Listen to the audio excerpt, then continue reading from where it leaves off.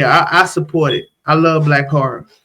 Yeah, yeah, definitely looking forward to it. Want to see how everything happens and what's wrong with it. Like, why she just sitting in the yard underneath some black cloth in there? Like, what the who that in my yard, man? Get the strap, bro.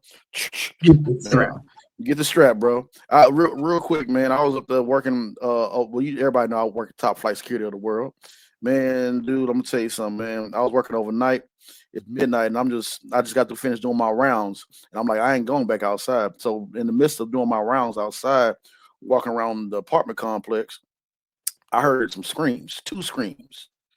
Like it sounded like the man, it was a man. It sounded like he's having a good time, but at the same time, there's some random screams when it's dead quiet outside. So, ah, and I'm like, yep, that's my cue. So I walk, I go back into the building where I am stationed at, start eating my snacks, and all I heard was a knock on the door. I'm talking about a few, like right when I walk in, I'm eating my snacks. I heard a, I'm like, all right, who it is? I look outside the door. I said, okay, he look like he look okay. And I cracked the door. I said, yeah, what's up? and, old, and old buddy said, hey, maybe I'm hearing things, but did you just hear those screams? And I said, yeah. Why do you think I'm in here? And he was like, oh, okay, well, I thought I was going crazy. And I said, yeah, did it sound like a grown man? Yeah. Did you hear it 2 times? Yeah. Yeah. So yeah, that's why I'm up in here right now. They say, okay, well, that does make sense. Yeah, yeah, you be, safe. Yeah, yeah. And then he was like, so I'm trying to close the door and finish eating my snack. You try to close it, somebody just still want to have a question. I'm like, and so he just Yes, said, yes. May I yeah, help you? yeah, yeah, yeah, yeah, yeah. He said, and I'm like, okay. And he said, so you're not gonna check out those screams? I start coughing on my food, bro. I said, then look, you go over there and check that out if you want to. If you play Curious George, I'm be over here. Now you go get from around here before you draw attention to me and the whoever monsters out there gonna And come then get and your. then and whatever is out there gonna follow suit. Hey, living in this country while black is a little bit different.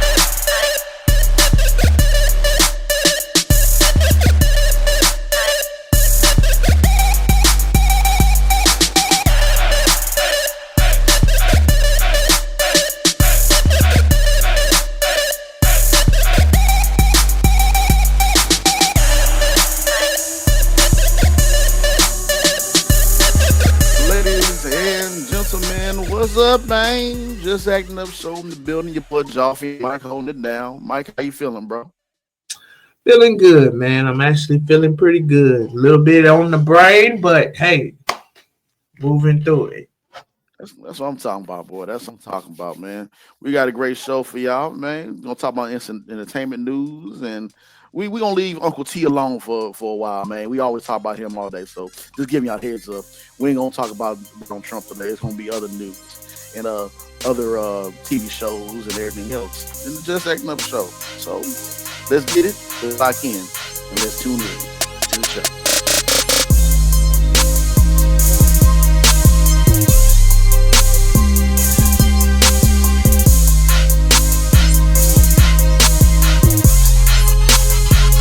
All right, ladies and gentlemen, y'all already know what it is. We are on the big stage, and so you know how it is. So we always end the show, act like you've been somewhere. We Let's want you to like, share comment, and subscribe for your boy. and subscribe. That's what I'm talking about. We on the race to get to 1K subscribers, and we're doing a pretty good, doggone good job, man. I'll say so. At 700 plus, so we getting there. We getting there. So y'all keep on sharing the content, liking and checking out the shows as we continue to go throughout the year. Man, this what we still in the third month, man. This been the longest It feel like three shortest. years already. It's been the longest year, and we only on the third month. God, Man, for real, I ain't gonna lie to you. The last 2 years went by kind of quick, and now I'm like something different about this. something different about this year, man. It been taking forever to get to the summer. So yeah, man. And also before we kick off the show, we didn't get a chance to talk about this. Happy National Women's Month. Appreciate you ladies for what you do. You know, there's a special lady in your life or a special woman that, has, been a trendsetter or just somebody that really that you look up to or admire. Happy Women's Month, and we appreciate y'all. We love y'all, and we thank y'all. So, gotta acknowledge that before we do. I think this should be our final show for the month of March. So yeah. I think. Well, no. Yeah, I No, think this might. no. We got one more week. We Yeah, we got do one got more one more week, week. We got and one then more we week on to the fourth month on, on the of the April year. 1st. No, That has taken so long to get here. So yeah, you absolutely, bro. I don't know what it is. Something different about this year, man. it is So something different about this year. This year is moving at a turtle race. Like, bro, it is going very slow and difficulty. yeah, it is. It is, man. So yeah, man. So with that being said, let's go ahead and get into it. We got to talk about this Cleveland, Texas wildfires. Whew, man, it is said that the wildfires has covered over 1,300 acres, man. We already saw we know what a fire can do. We saw the result of that over there in LA earlier this year, man. And we send a hearts and prayers to everyone that's still affected by that. And we send hearts and prayers to people that are affected here in Texas by by the wildfires there. So hope everybody is safe. Hope everybody is okay. And found a safe space to get away from the wildfires, man. So I have to acknowledge that. Yeah, yeah. I had a coworker that called me. I believe the wildfires was, if I'm not mistaken, Wednesday when it happened. Yeah, it was Wednesday. Wednesday night, he called me and told me that he had to evacuate his whole family. You Ooh, know, man. yeah. So he came back to the house, and then he was just like, "Bro, this is like unreal." So Conroe, for all that don't know, Conroe and I believe New Caney and what else, Cleveland, in Mm, that area is very wooded. mm, It's very wooded. They yeah, have a lot of acres and acres upon acres of land out there, and it was some people that build homes in the woods, and their homes was either destroyed, they had to evacuate, and crazy. It's just crazy. I've never heard wildfires in Texas. Maybe it's yeah, new to me. yeah. I haven't either. That is new to me. I haven't really. We usually get hurricanes. Get things get frozen every now and then. Yeah, it's crazy to think we were frozen uh, a couple weeks ago. We were like, we freezing. And snow is here in Texas and Houston. Yeah, In Houston, up north, we understand. Down here in Houston, like what's going on this year, right, man? So y'all make sure y'all say y'all prayers, man. I'm because I don't know what's going on this year, boy. So, right.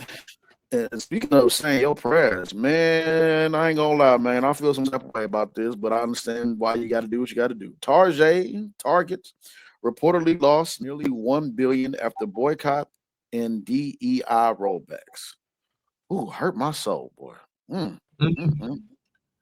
Man, 1 billion, 1 billion. What Target got the money? Let's be Oh yeah, honest. they got. Oh yeah, Target got it. 1 billion yeah. is they're gonna write that off on taxes or whatever the case may have you. So Target probably done made that back already by the time that this this episode airs. But I mean, I'm not too familiar with the DEI situation Mm, that's going on. I'm not too familiar with that. Um, but it's just weird to see something as big as Target take a hit like that. So right. yeah, times is changing, finance and things. It's getting weird out here when it comes down to the money. Yeah, it really is, but money looking funny. So you like, hold on, man. This don't happen at the Walmart. Like, why I gotta happen at Target? Target is so No, actually, this kind of thing does happen at Walmart, but not yeah, for this situation. yeah, Walmart has been losing money on theft. So, like, let's say your local Walmart, they had to take losses like every month or so. They count mm, up because people are stealing. That's why they kind of crack down a little bit on like when you walk inside of Walmart, you know, Um, because they lose a lot of profit out the door of the of that in that regard with the thefts. But you mm, know, this is different. This is DEI, so with Target. So mm, I don't know. Maybe it's gonna be some changes. Maybe they're gonna lose more money. So I don't know.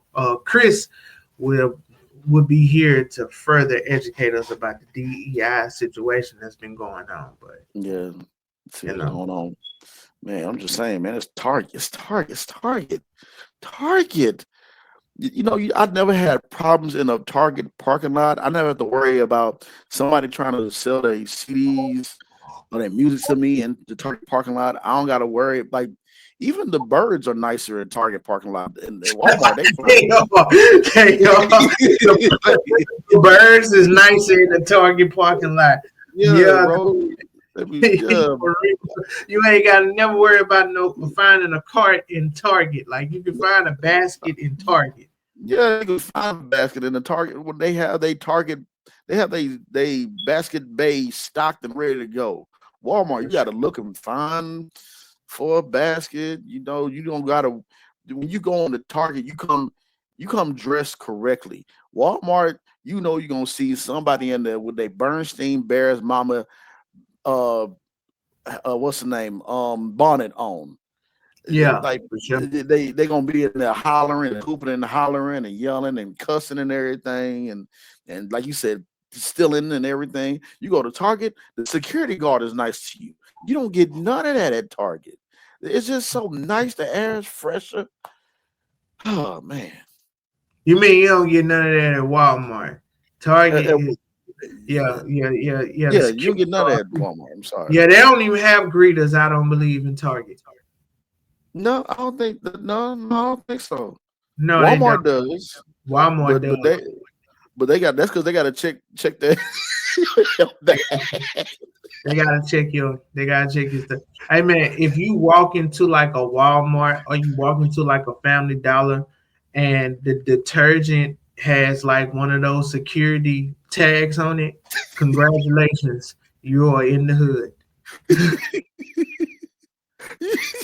Ain't this something too, bro? I went to a Walmart, bro, and they have those cases where you got to take the key and unlock it to get the drawers and the socks out of it.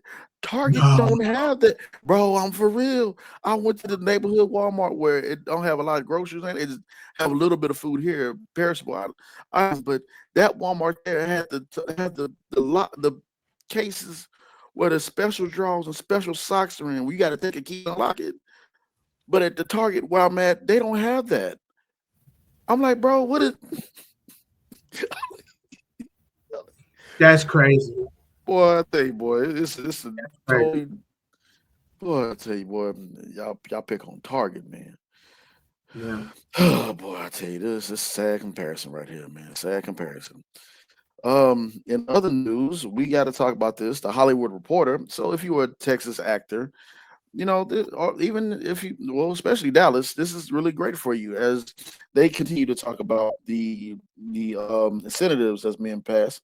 So yesterday, Southside Studio was mentioned in the Hollywood Reporter in the up and coming cities swiping Hollywood's dollars.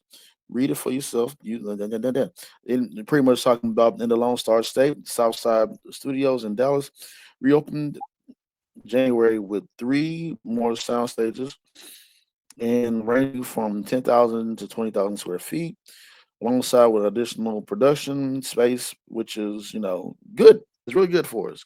That means more work is coming here to Texas.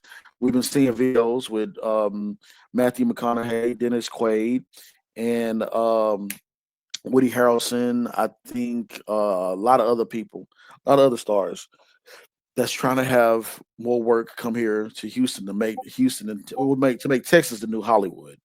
And Nah. I know there are some people that are like, we don't want that here because you're gonna drive the cost of everything up. Look, the They cost is coming everything. regardless. They coming regardless. Whether it's Yeah, New Hollywood or not, California is coming here. Chicago is yeah, coming here. bro, they coming regardless. If they not coming to Houston, they coming to San Antonio, or they coming to Dallas, or they going to Fort Worth. Like it doesn't matter. Yeah, Like they're coming here.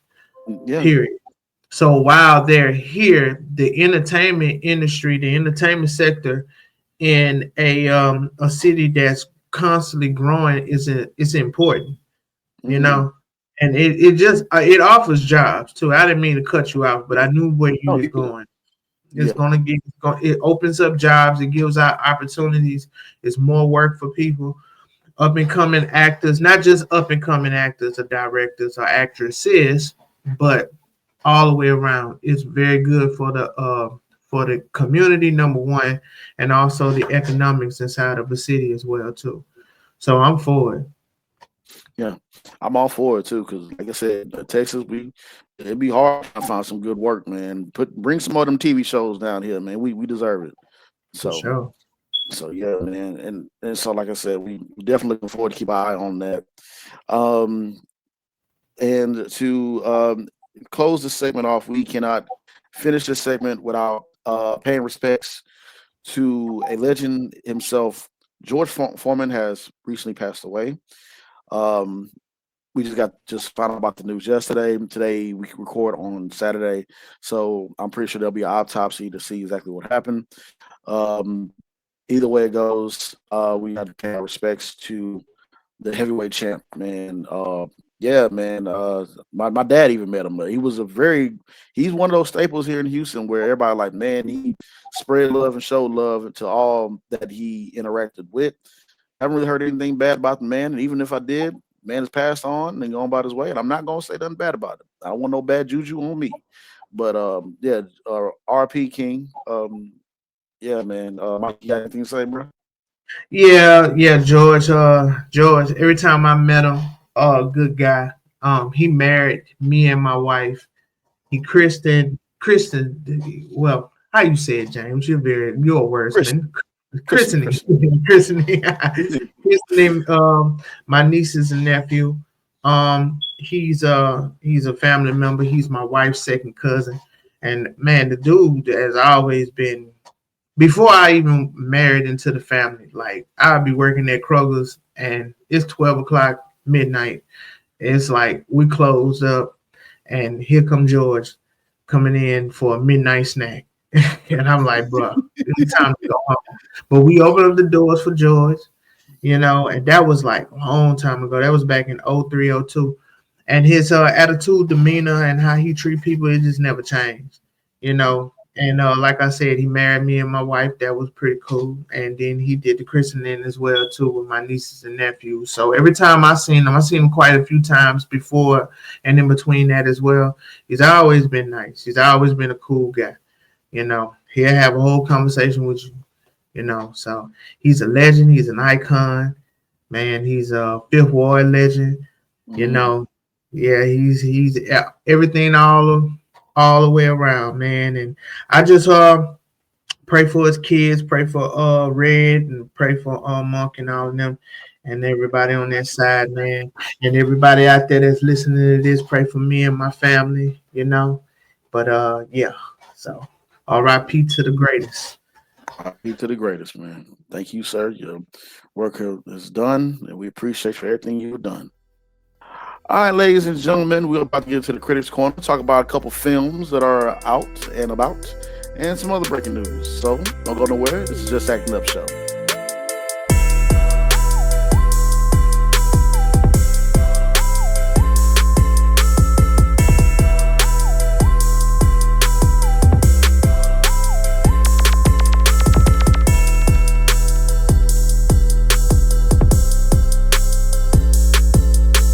All right, ladies and gentlemen, we are here at the Critics Corner. And before we go to the Critics Corner, don't forget to go to Jaffa's VIP room, man. When you see myself do some crazy shenanigan antics, nothing too crazy. You just follow the life of me, Jaffe. That's it. Nothing crazy, nothing special, or something crazy, something special. You might see me doing some random things, like maybe I'll be going downtown taking pictures and feeding my artwork. Maybe you just see some shenanigans, some things that I do, like I'll probably go to a museum. Just a little in depth inside the look of what I do. Sometimes I do table reads. Sometimes I just, have people come through. We talk about our favorite TV shows, and we have some heated discussions, maybe some funny discussions, all that and more on Java's VIP Room. So tune in. So with that being Mm. said, let's go ahead. Let's get into it, man. I, I don't know. How can I put this? When it's daytime, and you can scare the living crap out of somebody. That's a different type of fear, traumatizing fear. The woman in the yard, bro. The Is that what it's called? Yeah, the woman in the yard, man. I don't. I'm gonna go. I'm having. I don't know if I'm gonna see this. I think I want to go see it just to see how what's gonna happen. Like, why is she in the yard and why won't she leave? What's wrong with her? Man, I've been waiting for a black horror for a long time. Yeah, I seen them season 2. Anything with a black horror, whether it's a TV show or a movie, I'm all in. yeah, hit I different. know I know Jordan Peele is working on something Mm-hmm. that he's not disclosing. I know that he's remaking the people. What is it called? The people underneath the stairs. Understand? Something like that. Yeah. Yeah, yeah, something like that. Yeah, he's remaking that. I'm pretty sure that's gonna be crazy. Mm-hmm. So yeah, this is the next thing up for Black Horror, and I'm excited. I honestly thought it was coming out this weekend, but Yeah. there's another major movie that just dropped. We're gonna speak about that later on. But yeah, I'm all in, bro. It's coming out next weekend. Next Yeah. weekend. Is it payday next weekend? No, it's not. But it's all good. But when I'm still on. I'm going to go see it.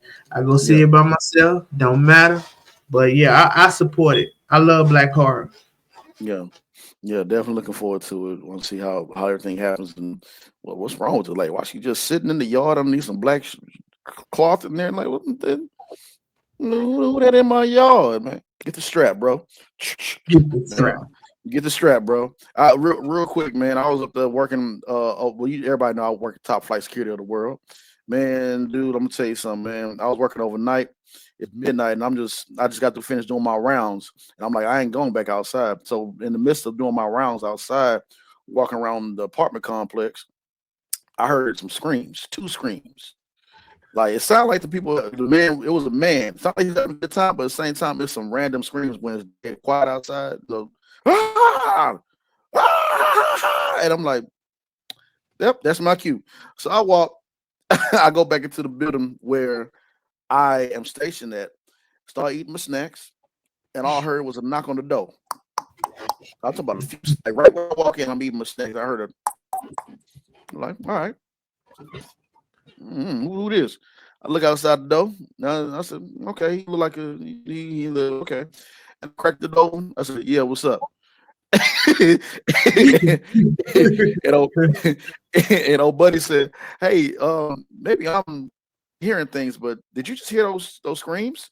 And I said, yeah. Why do you think I'm in here? And he was like, oh, okay, well, I thought I was going crazy. And I said, yeah, did it sound like a grown man? Yeah. Did you hear it 2 times? Yeah. Yeah. So yeah, that's why I'm up in here right now. They say, okay, well, that does make sense. Yeah, yeah, you be, safe. Yeah, yeah. And then he was like, so I'm trying to close the door and finish eating my snack. You try to close it, somebody just still want to have a question. I'm like, and so he Yes, said, yes. May I yeah, help you? yeah, yeah, yeah, yeah, yeah, yeah. He said, and I'm like, okay. And he said, so you're not gonna check out those screams? I start coughing on my food, bro. I said, now look, you go over there and check that out if you want to. If you play Curious George, I'm be over here. Now you go get from around here before you draw attention to me and then whoever monsters out there gonna And come then get and your. then and whatever is out there gonna follow suit. Hey, living in this country while black hits a little bit different. Okay, we have an extra giddy up in our steps whenever it go down. We got an extra look whenever we don't feel safe or comfortable. I work in pest control, so I was doing this customer's house, my last house of the day. Thank you God, the daylight saving it gets dark later now because when it got dark earlier, it'll mess Yeah, me up. Long story short, I go pull up at the house, man. It's 6 o'clock. It is dark, yeah, mind you. Shout out to everybody that live in Magnolia. If you're listening to the show, I appreciate you. But Magnolia area, all they have is a house with a bunch of wooded Ooh. all around it. There's no lights at all. So I go pull up at the house, right? Mhm. And it's dark, pitch black. So if I was to turn off the headlamps in my truck, Mhm. you can't see anything. That's how dark it was. So I Mhm. texted the customer and told him like, "Hey, I'm here at your home." He said, "Oh, don't worry about it." He said, "Oh, appreciate it. Just do the outside." I'm like, "Bro, I can barely see my." I said, "What?" He said, "I'm not at home yet, so just go on and do the outside." I'm like, "Hey, man, I can't." I text him back. I'm once again, I'm in the van, bro. I am in the van, and this is not an ordinary home, like suburban home. Like, bro, this man has a driveway that you drive in, and when you get there, his home is pitch black, it's dark, it's no lights at all. Like it's pitch black, woods everywhere, trees everywhere. So, long story short, he said, "Okay, well, I'm 5 minutes away." Man, I sat in that van. He got Mhm. there. He turned on just a little bit of light that he did have for me to do Mhm. the outside. Dude had a horse in his backyard. I mean, it was a nice house to be around, but it was bro. When I tell you, see, it's a different kind of dark. You got the city Yeah. dark, and then Yes. you have the country dark. That's the Yes. country dark. Like the only light that's out there is the moon. Mhm. That's it. Mhm. I'm not deal, bro. No, tell you that. Like we said, that black horror hit different, That black bro. horror hit different because we know. We know. Yeah, yeah, yeah. That's why I'm telling you. Our buddy told me that. He said, "You're not gonna check that out." I said, "No, huh, brother? The pepper spray can only do so much." I said, "You take your ass on over there." I almost cussed that man out. I said, "Man, you take your ass. Mm, you go there if you want to, but you better get like me and go inside your little apartment and close that door. They need to go on for the whatever months out there got him. Gonna come get you, Hey and you man, get him." hey man. Sometimes at that night I just succumb to my faith. If this is it, this is it. That's, This is I'm it. telling But you, I bro. ain't going down. If anything come out the woods, boy, I ain't going down. I'm going down fighting. You hear me? I'm telling you, man. No matter No, what's in it is, boy, they gonna have a heart. They gonna have it. Hey, hey, hey! I'm I telling ain't you, going man. down without a fight. Man, I'm telling you, man. Like I'm about to tell that man, you better get out. I'm about to tell that man, look, you bring whatever's out there yelling, make that man yell. And if it come over here, I'm gonna beat your ass. Yep. It's gonna get you before it get me. Man, I tell you, man, Black Horror. What? One more other thing, ladies and gentlemen. When we say that Black Horror hit different, talking about this lady in the dark and everything, and in the yard and stuff. Me and Mike went to go take some headshots, man. Oh man. It's me and Mike. Quick story, ladies and gentlemen. Me and Mike went to go take some headshots. Smooth sailing on the way there. Mike drove and everything. On the way back, it had to be me. I'm sitting there driving, but Mike said, look, I'm gonna stay up. I'm gonna take a nap, but I'm gonna stay up a little bit because I'm gonna just stay up. I said, okay, yeah, I got you. Understand. We get to the gas station, fill up on some gas, then we leaving. The route that we on, all of a sudden, the GPS, I'm just sitting there following the GPS. The GPS was talking, but I'm following the road. And Mike, like, just follow the road, Jane. I said, oh, yeah, I got you, Mike. I'm following the road, but the road I'm following is not the same road that we took because when we passed up this certain area, it was traffic right there. So I'm thinking that the GPS saying, yeah, James, go around here, then you can bypass all the traffic. No, it took us to East Jesus nowhere, and it is dark. Like I'm talking about. This Dark, is Texas Chainsaw Massacre. You get dark. lost. You hear that chainsaw coming, and it's dark, and I'm afraid for my life. I'm sitting there still driving. Mike Hewitt get up. family. I'm gonna tell you how Mike was sitting, and mind you, his son was with us. Mike was like this at first. Mike got up, Mike did like this. Mm, Like, oh no, I know what happened. Yeah, that GPS tapped out on you. That's what. That GPS froze, bro. That arrow didn't move, and James just kept going straight. And I'm looking like, bro, all we had to do is take 99. 99 to get you to Austin. So why are we not on 99? Why are we on this back street? And when I say back street, I mean back street. Like, bro, like it was very hilly, and all you saw was land and raggedy farms and abandoned houses, abandoned farm homes. And my son was back there making jokes and talking, and all of a sudden he got quiet. That's how you know it's serious, That's what boy. that's what you know it can see. When we stop talking shit, When we you like, stop talking, shit, it's just like, yeah, turn the music down, turn the AC off. It's time to like, stay focused.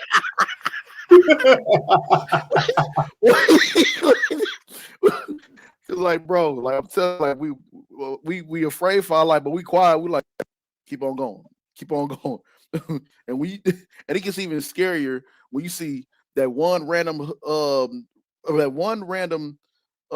country car pass you by, but pass by slowly. You was like, oh, what?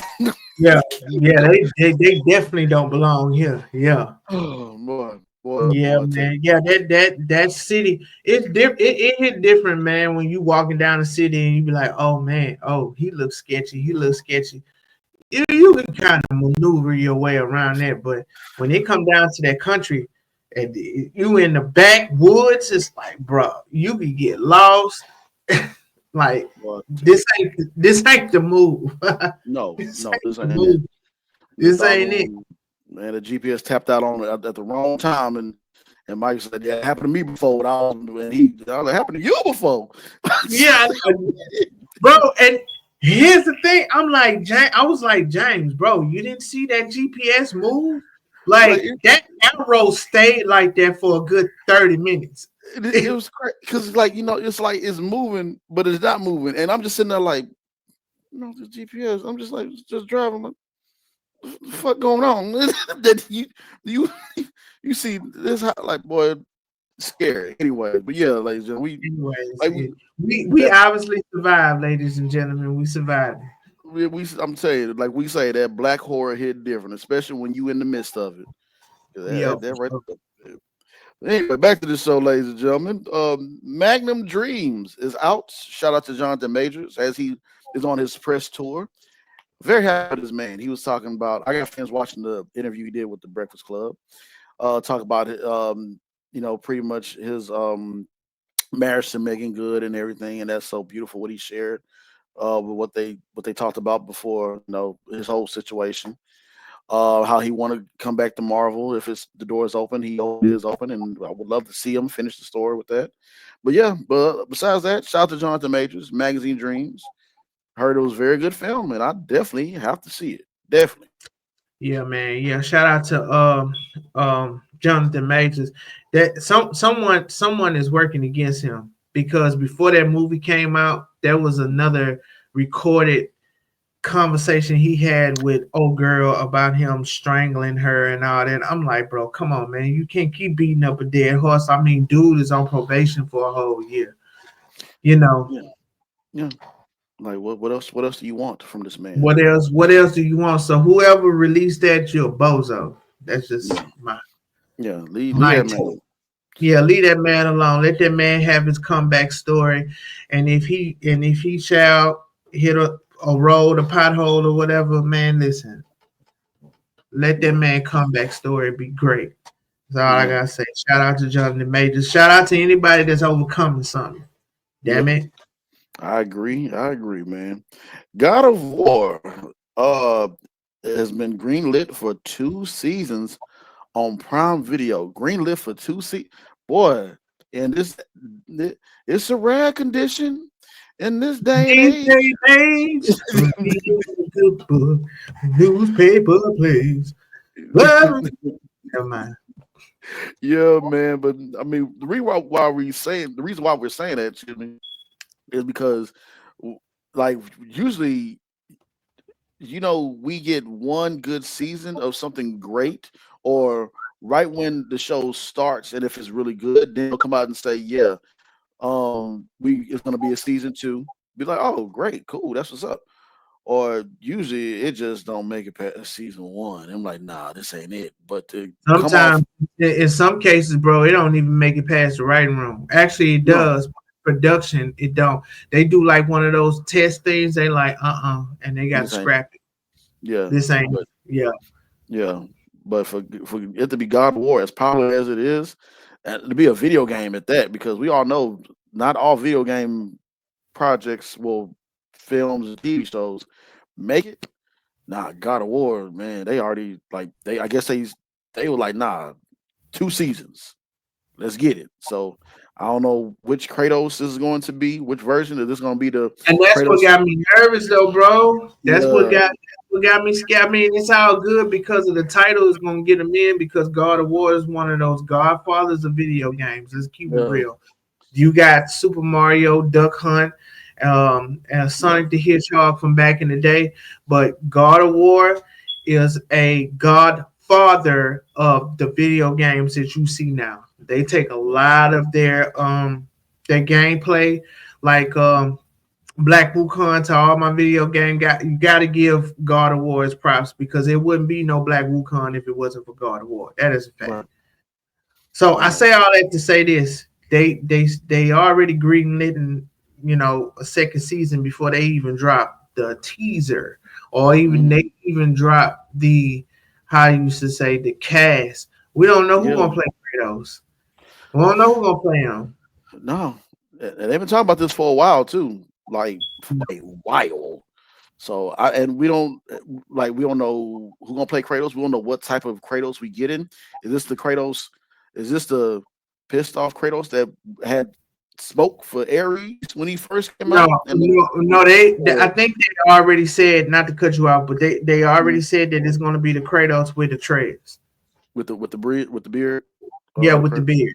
yeah, Yeah, okay, it's going okay, to be the father Kratos because I feel like they feel like the storyline is more is up to date. That's number one. yeah, Number two, the one with the Greek gods and all of that has been played over and over and over and over and over and over again in many different forms. So because you got is it Vikings? No, Vikings is Norm's mythology, but yeah, the Greek mythology has been done. Oh yeah, done a bunch of times. This is more the Gnomes Norse mythology, Norse mythology. Yeah, Norse mythology with Thor with and Thor. Odin and all of Yeah, them, and and the world serpent and stuff like that. Then on top of yeah, that, this is the one where it's been so much hype around it. With the first one that came out, then years later after that, the second one came out. And then it has a great storyline too. I'm sorry, the yeah, old ones was cool and all. Don't get me wrong, but yeah. these two God of War and God of War Ragnarok has a very Hmm. great Academy Award winning, damn it, Yeah, theme to it. yeah. So I believe this is where they're going. But the question is, who is going to play Kratos? Ooh, that's gonna be yeah. That right there. That's the one thing I'm like, who gonna play him? That you gotta come with it, bro. It's like you. I have to really feel that he is Kratos. Like like it's something about that character where you like, nah, man, you can't just put nobody in. You can't just put nobody in there and shave his head bald and give him the beard and he looks swole. Nah, bro, this person gotta have some gravitas. If that's the word I'm looking Yeah, for. yeah, yeah, yeah, yeah. He got to like. There's been rumors that it was Baptista, but obviously Baptista then went into a whole physical changing. He's not as Yes. big as he was. Yeah. So, and I think he shot that down years ago. Um, People wanted The Rock, but the fans, the core audience, didn't want The Rock. Right. So I don't know. Could be The Rock, but I doubt it. But who I think it should be, me personally, Sherman Mm-hmm. Hensley, bro. Triple H, bro.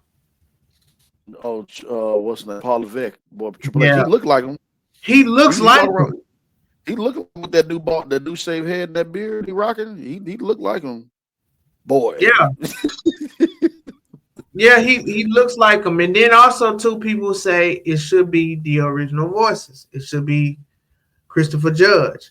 For Judge. Okay, It should I be wouldn't be. him. I wouldn't be mad if it was. I mean, he already got the voice. I wouldn't be mad if it was Yeah, Christopher Judge. I wouldn't be mad if it was him neither. And shout out to Christopher Judge. When we was at Mm, Comic Palooza, my son yeah, walked up there and asked him questions. Very proud father moment. Christopher yeah, Judge is a cool guy. He got emotional at the end because he knew that if it wasn't for the fans, then he wouldn't be where he's at right now. yeah, Great, humble guy. I would love for Amazon to at least give him a uh, a shot at it. He yeah. already has the acting chops. If you remember Stargate SG1, he Yes, already has the acting chops. He already has the built for it. He's a very tall guy, and he yeah, also has the voices. So why not? He should be the runner up for it if they yeah. wanted to shop around. But we're just gonna see. I just don't like that they announced the second season without announcing who's gonna play Kratos. Right, That don't right. sit well with my spirit. Yeah, man. I'm like I'm afraid, but at the same time, we just have to wait and see, man. We have to wait and see. And speaking of afraid, The Last of Us season 2 is coming out this April 18th. Mark your calendars. Now Uh that oh. first season was very, very good. I still had a certain minor exceptions to some things that was on it on that was shown on it, or some episodes, or episode or two, or whatever. But overall, yes, it was very good. But when I Uh, say afraid, mm-hmm. I'm Mm-hmm. not trying to spoil it. But for people who don't know the storyline, I'm afraid for y'all because y'all. Oh, I love The Last of Us. Oh, get Oh, ready, to all get you people, ready. to all you gamers out there that clip this part up if you want to, and put it in the algorithm because I done seen people putting this in the algorithm. They say, "Oh, I love The Last of Us," and then they say, "I can't wait till the second season," and then they go. So, Mm, hey, yeah, yeah. My advice to you, if you want to be surprised and you don't want to be spoiled, don't go on YouTube. yeah. Don't go on Rad Brad. Shout out to Rad Brad. He's Oh, a that's cool. that's my guy. That's my Shout guy. out to Yeah. Rad Brad. Love, Man, shout love. out to Yeah, Rad Brad. I love his content. But yeah. shout out to all the gamers out there. Don't go through the walkthrough videos. Mm, Okay? Don't play the game. Don't play season mm. 2. Don't play Don't Last of Us even too. play. Yeah, don't play season. Don't play Yeah, part 2. yeah. Don't play The Last of Us too. Just wait. Just sit back and wait. Just wait. Just Just you wait. wait. Because they ain't wasting no time. Mm. Oh, I they can't wait. wasting no time. I can't wait. I I want to. cannot wait. I want to have a. I'm not gonna lie to you. I really do want to have a watch party. Not at my house, but go somewhere and then have a watch party. Say you a friend Last of It? Yeah, I saw season 1. Have you played the game? No, come on in here. Come on. And I want, I want to see the reaction. But you know what? I got a Yeah, theory. I yeah. don't think, me personally, I don't Mm, think not the first, second, maybe the fourth episode. mm, They mm. going they're gonna savor that, bro. Oh yeah, because it was boy. That's It was mm, ooh, boy. Yeah, man, we gonna leave it at that because we gonna leave it at that. we Cause gonna when leave I it played the game, I was like, the credits just got too long. at I, I'm like, nigga is still in a rapper. Like, y'all didn't make no time. boy, boy. I I was and I was doing that. That was my first time getting back into the games, and I was like, I have my headphones set on, doing my commentary. I'm like, yeah, and I'm like, oh, yeah. Oh, I'm this talking what about we do. the comments on there. Everybody, like, you good, bro? I'm not like, oh, so great game, great video game, Great, great video great, game, great, great great video game, game. great Great video game. game, great video game, Bro, bro, I'm gonna say this without spoiling it. but Mm-hmm. that leading up was like something ain't right here. Yeah. You remember that? You remember? Yeah.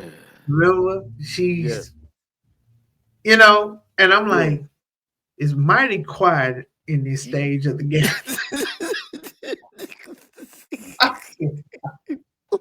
After that, I went to sleep, bro. I said, well, I'm going to sleep. I just stopped. Anyway, yeah, man. I turned to James. I went, skeet. You know how that PlayStation go, Yeah. skeet. Yeah. Just all right. I don't. All right. Well, that's enough gameplay for me. Yeah. Let me Yeah, man. Yeah. So slide this remote right here. yeah. Hey, you know what? Shout out to all the creators that put this great Yeah. creativity in these video games. Cause Yeah. man, boy, they set the bar. They Yeah. set the bar. Yeah. So Great. Yeah. Great story.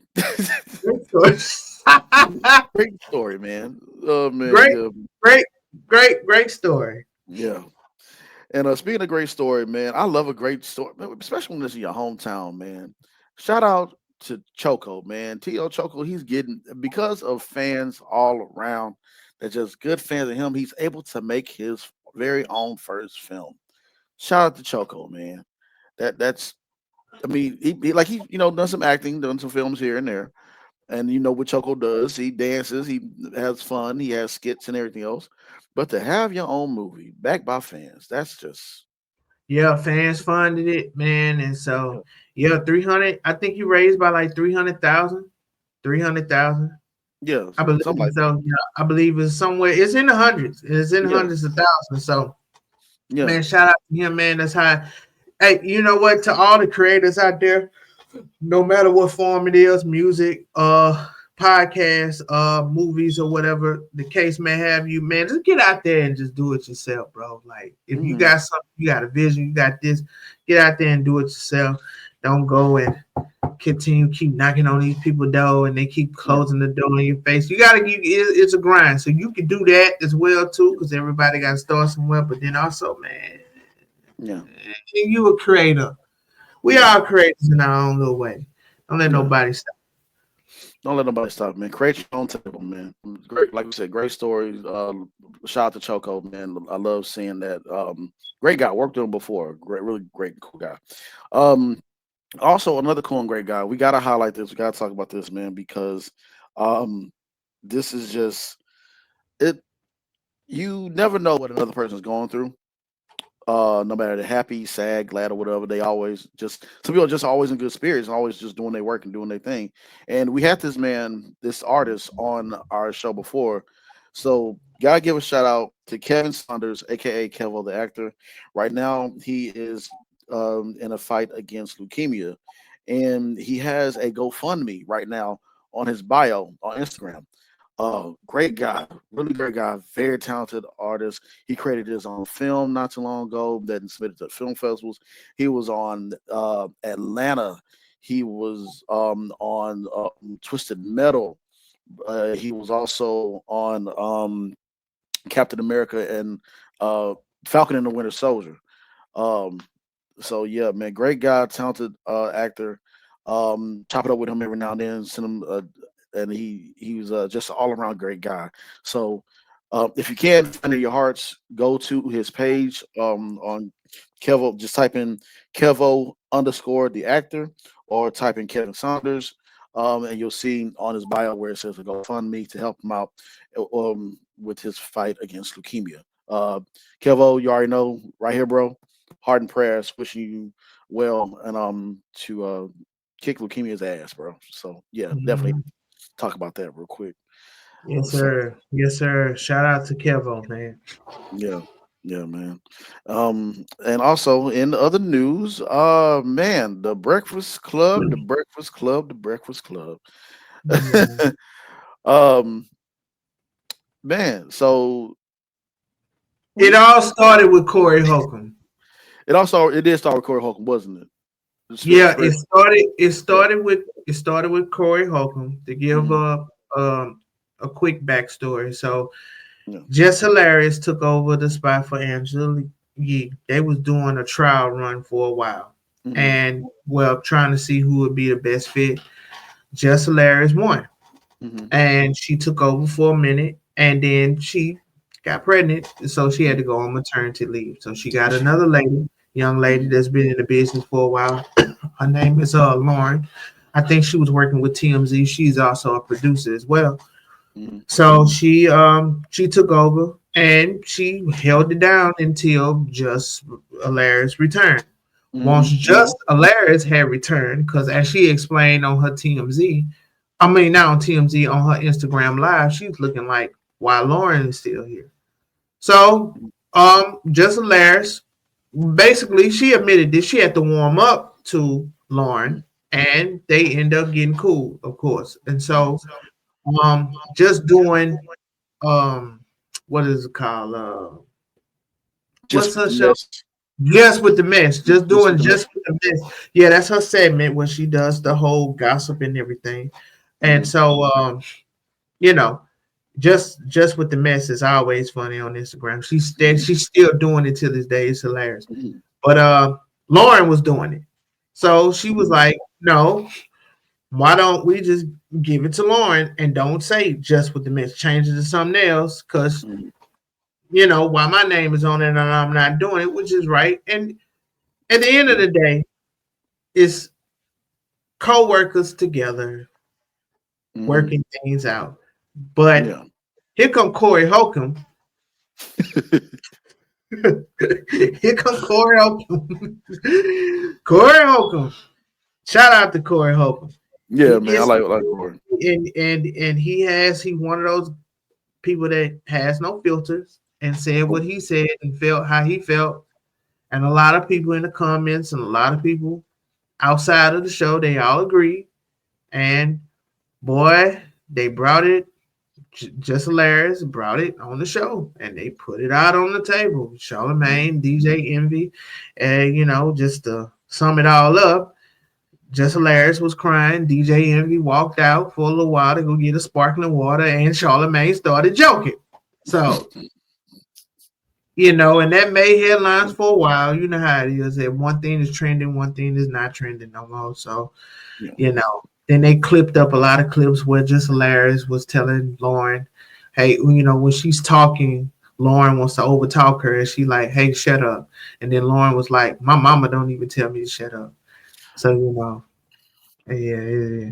Yeah. But But start getting a little bit messy, a little bit heated. But I think they patch things up now that they had a discussion. Hopefully, they patch things up. And I'm not taking anything away from both ladies. Both are amazing, talented. they're both talented. They Yeah, both talented. they did need a woman's touch because you just missed that presence of Angela Yee. And we no shade towards Angela Yee. She has her own show or lip service, which is very good as well too. And I like the Breakfast Club. I like what they're still doing. Because I don't want anybody coming here and be like, oh, well, just acting up sometimes. Like, no, man, we actually Yeah, because you know love. how it is. People like, oh, y'all wish y'all was like the Breakfast Club. Y'all trying to be like the Breakfast Club. I'll be honest with you. When Chris and we got together and come up with the name or whatever for the show, and the idea of the show, we took a lot of ideas from the Breakfast Club. There's nothing wrong with that, but we're not trying to be like the Breakfast Club. We shout out to Mhm, everyone that's on the Breakfast Club. They are doing a mhm, great job. yeah, At the end of the day, believe it or not, these things happen. Okay, these all things right. happen. This thing happened. You have a Yeah, podcast with several other individuals with different personality is going to clash. right. But what makes this situation, just like our situation, run the way how it's supposed to be run, we have our conversations outside of the podcast, and we lay it Hmm. all out on the table. If Yeah. we're slacking, we're gonna call each other out that we're slacking. Hey man, I need you to do this, do this, do that, do this, do this, do that, do that. Yeah. All teams we're gonna fall short below the waistline. But at Yeah. the end of the day, it's called a team. There's no I in team. Okay. So Hmm. Yeah. And that's what it but is, man. Corey Holcomb is missing, man. Corey gonna start a pot. He don't care, man. He Corey gonna start Holcomb a pot. gonna stir the pot. And I like Corey Holcomb. I like him. I I do listen too. to him. I like him. He's very funny. Yeah. I like the show that he got going on. Everybody has. That's the thing. Everybody can have a podcast, but if you got that it factor, that's the difference between. Mm-hmm. So yeah. So definitely shout out to those ladies on the Breakfast Club, man. I'm glad and I hope that they patch things up so they continue to work with each other. Both do a phenomenal job, and I like the Breakfast Club. I want to see. I just love what they do, what they're about, and the good things that they're very inspirational, and I love the stories that they share and tell, and the guests they have come on. So yeah, so yeah. They yeah, calmed man. all that down. They calmed all that down because Claire Hustable was their next music. She like, nah, we going, yeah, you done Now come wait correct. a minute. Come correct with mom was she got on y'all like she got on Vanessa. That old Vanessa. Got on y'all like Vanessa did, boy. She nah, man. Queen, my mama ain't playing, man. She yeah. Great. That was a great show, by the way. Yeah, that was a great show. A Different World is back on Netflix too.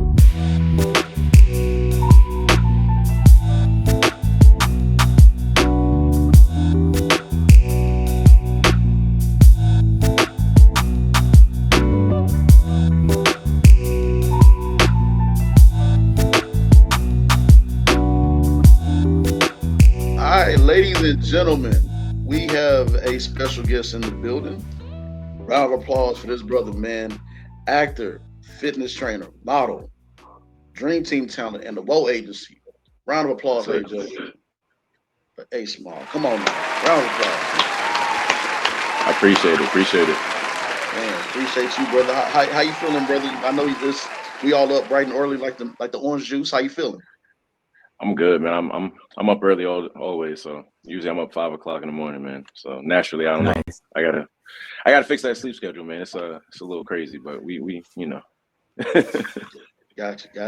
So I know you're a fitness trainer, so you be up, pumping the iron and everything, right? So Yeah, so I still training clients right now. So usually I'm up 4:30 in the morning, train them, then I'll work out, and then I'll get my day started, whatever that consists of for the day. So yeah. Gotcha. Maybe had that schedule. Man. Yes, sir. Or what was the schedule before that? What was your schedule like before that?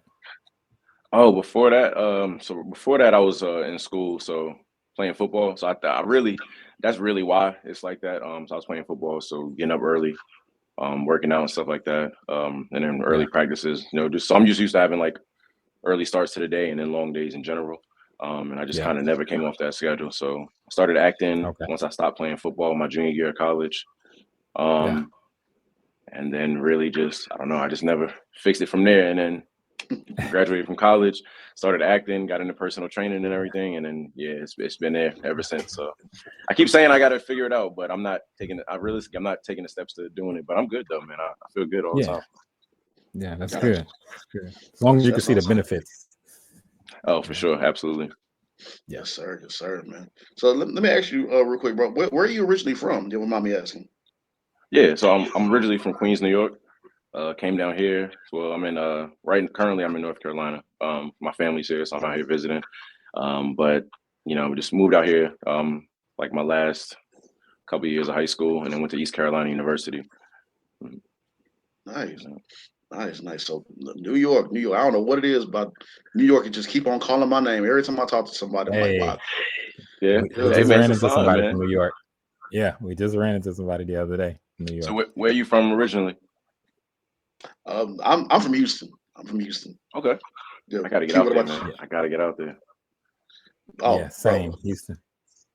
Yeah. Houston. Okay. Yeah, I gotta get out there, man. I keep saying like my uncle moved out there a couple years ago. He's been trying to get me out there, man. So I gotta go see what it's like. I hear good things.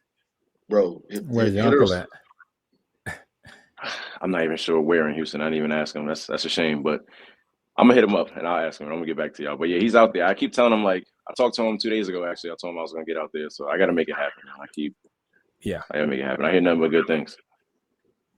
That's good. Oh yeah. That's good. Oh yeah, man. It's all done but Southern hospitality down here, bro. You would enjoy it. So Definitely. just be mindful. Well, I know New York is used to the traffic and the crazy weather, so you definitely will get that here, bro. For sure. Okay. When did you get the acting bug? So I've always had it, man. Even as a kid, I think I always tell people, like, even in my bios and stuff that I submit, I just say, like, I have a lifelong passion for entertainment. You know, I've always just been wanting to be an entertainer in some regard. I think football was really my first love, and so that was just, for me, it was just being on that, you know, that big stage, and then I just love football, so I felt like that was a way to entertain. But always wanted to act. But you know, just growing up was always football. You couldn't tell me I wasn't going to the league, bro. Like, I was going. You know what I mean? Right. So I'm talking like 4 years old up into my junior year of college, when I realized, all right, it's over. Let's sit it down. But I always just thought I was going to the league. So like my everyday was just centered around that. I'm the type of person where when I get fixated on something, like, that's it. I'm locked in. I throw the blinders on, and like, that's it. Everything in my life has to revolve around that, you know? So yeah, I've always had it. Like I said, I stopped playing football in college, my junior year of college. And then I was like, you know, let me just, might as well, you know, it's the perfect time to pursue acting, you know, because I didn't know at that point what I was going to do. But I knew that the whole 9 to 5 thing, and I don't knock it, but I just knew it wasn't going to be for me. I wouldn't be happy in that space. Yeah. So I was like, I got to figure out, you know, the next passion. And acting was like, you know, I was like, okay, well, let me just tap into this. Yeah.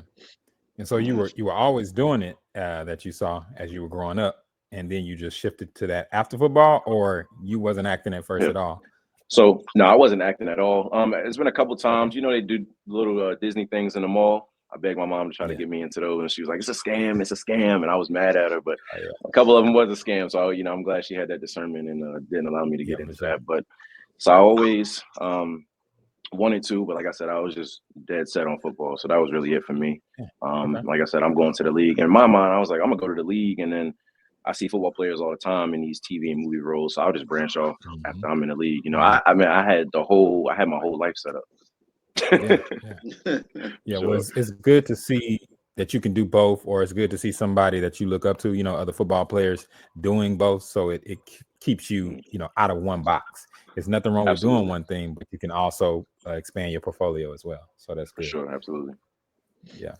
So who was one of the, let me just ask another question, and James, I'll let you take it. But like, who was some of the first actors that you kind of gravitated to when you found out that you had this passion?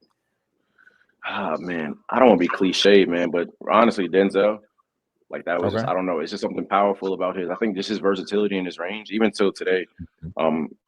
When I just watch stuff just to kind of study like different techniques, different methods, and seeing like, okay, what choices can I make? And it's like, what choices did this person make? How can I make these choices or similar choices, you know, and incorporate them in the things that I do? Just the versatility in his range, man. I think, like I said, I don't want to be cliche. I feel like everybody says Denzel, but man, it's like, honestly, I think it's just a testament to who he is and the work that he puts in. It's truly amazing. Yeah, man, it's amazing. It's for sure. And then just watching him, even like him and just in interviews and just talking, it's like you can get so much. Even 30-second reels on Instagram, it's like, yo, I watch them and I'm like, yo, it just opened up so much for me. So I think he's definitely one of the top ones. But I think, honestly, other than that, I don't really have, I guess, favorites. I think I see people and I say, okay, let me take from here, take from there, you know, the top actors. Let me take from here, take from there. Even the people that aren't considered like the top actors, like I got peers now that, you know, are amazing, you know, and they people don't really know about them. But my boy Brandon Michael Hall, shout out to him. He's doing great things. He's actually doing a play right now. And just I actually went to go watch him in Pasadena, California a couple weeks ago. Man, it was just amazing. So just watching him and saying, okay, I like that. I'm gonna incorporate this. I'm gonna incorporate that. So, but I think that's what it's all about, man. Acting. That's why I tell everybody that's like, oh, I want to get into acting. I tell them, man, yo, just that's what it is. It's like anything else. You got to study it, and it's so much more about the choices you make and, you know, how you make those choices. Then I think people just assume that, oh, I got to learn this script. Like, they can get anybody to memorize a script and recite lines, you know what I mean? But when you really like get into that space and you're making these choices and you really like becoming these characters, I think that's really where it comes from. So I always tell people, man, just lean into that, you know, sitting there. When you're watching TV shows, like just watch certain things, look for certain things, see how they deliver this. And I don't know. I'm sorry, man. I don't want to get long-winded, but I'm really so passionate about it, man. When I get talking you're about saying it, man, everything that we talk about. I can go on forever, man. Yeah, And and that's what somebody this need to hear this it. is what this platform is for. Like we call it the spotlight, because it's spotlight on you, and we trust me, you're not the first actor that says that. Like, sorry, I'm long way. Like, no, this is about you and your Yeah. dreams, your goals, and everything else. So yeah, please, like you Sure. sharing your story is going to help out others that tune in and watch this. So share what you can, bro. Absolutely. Thank you. For sure. Absolutely. Yep. Yep. Yeah, man. Yeah, man. And I want to ask you a little bit more about the football question. So did you take that competitive spirit from football and adapt it to your acting and modeling lifestyle, or what did you do in order to? Because us as actors, because we're actors as well too, and creators. Yep. We always do say it's a team effort, but that competitive spirit come through. So how did you take that athletic and sports driven mentality and adapt it to your acting and your arts? Man, I'm not gonna lie to you. I take that competitive spirit. I put it in everything. Like I'm the most competitive person in the world. I gotta we can be, whether it's playing sports, whether it's we can go out and play beer pong somewhere, and I'm like super competitive. Like, yo, we need to win. Like, I don't know. I just got that competitive bug. So yeah, definitely took it from football, brought it to acting.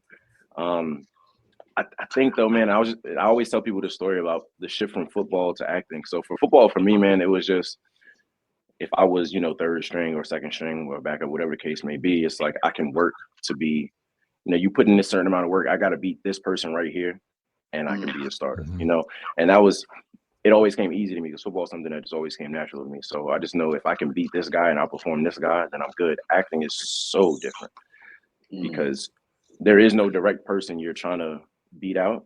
You can literally, me and you can audition for the same role. And I can, and it's everything is so subjective too. So we can't even say I, submit a better audition than you. But even if that was a thing, I can submit a better audition for you, and they can still say, well, we like his look a little better, so we're gonna go with him. And the thing is, you never know. So I think I'm super competitive, to the point where almost to a fault sometimes, though, where I have to reel it back, because I say that mainly in self tapes. I'll mess up one line in a self tape and be like, no, I gotta do the whole thing over. And it's a beautiful take. But I'm like, no, I gotta do it over. And I think for a while I was doing that, and it was being a hindrance to me, because now I'm sitting here, I'm like, I'm 12 takes in, man, and I lost it. Now I'm out of it. I'm not even in no more, and I can't even deliver the lines the way I want to, because I was so fixated on this thing. So yeah, that I think the competitive nature comes in that regard. And I think that I try not to compare myself to my peers. I have peers that, that have booked way more than me. I have some that have booked less than me, but it's just, you can't be competitive in that regard. I'll say I've learned that, trying to keep up with people, because it's really not up to you. You can only do what you can do. For a while, especially when I first started, man, it was a lot of me submitting these roles and sitting there waiting for it. I'm like, oh, I gotta wait. Like, I'm waiting for it to come back. I'm waiting to hear something, and then you never hear something. And what I always tell people is, they're like, well, how do you know if you get the role or not? Do they tell you? And I was like, it's kind of like a job interview. It's kind of not, job interview, you submit it, they'll let you know, hey, we loved your credentials or whatever the case may be, but we're going to go with other candidates. And I tell people all the time, you don't really know that you didn't get the role until you're watching TV, and you're like, I know those lines. Like, what's going on? It's like, I didn't get it. I guess I didn't get it. Right. And so, so for me, I had to kind of just take a different approach to when I did self tapes and everything, with being competitive. So I had to rein it in a little bit, be competitive and compete with myself, wanting to put my best foot forward, and let's make this a better audition, subjectively. Let's make this a better audition than the last one. Let's get deeper into that emotional bag, or let's get deeper into, let's hit these marks differently than we did in the last one, right? Let's put on, put a better showing on tape than we did the last one. Because you can't really compete with the person next to you. There is no person next to you. It's really just you and that camera at the end of the day. And so now I'm in a space where I submit for a role and I forget about it. I think for me, that's the most beneficial way. Because for a while, man, if I'm just being transparent, I would submit for roles and I'd be sitting there waiting. And you go a while without booking, and you start getting your head crazy. And it's like, dang, am I not good enough? Should I give up on this? What's wrong with me? Am I not a good actor? And you psych yourself out of it. Man, what? And then, I always tell people, comparison is a thief of joy. But it's like, I'm not booking. I ain't booking nothing in months. And I'm on Instagram. My boy, he 3 weeks straight he booking. And I'm like, man, like, Yeah. I'm not trying to compare to him. And also, like, I'm happy for him, but it's like, man, Yeah. what am I doing wrong?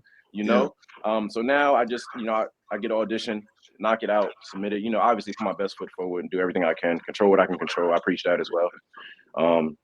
But yeah, send it in. After I send it in, I just kind of just leave it there, Amen. Yeah.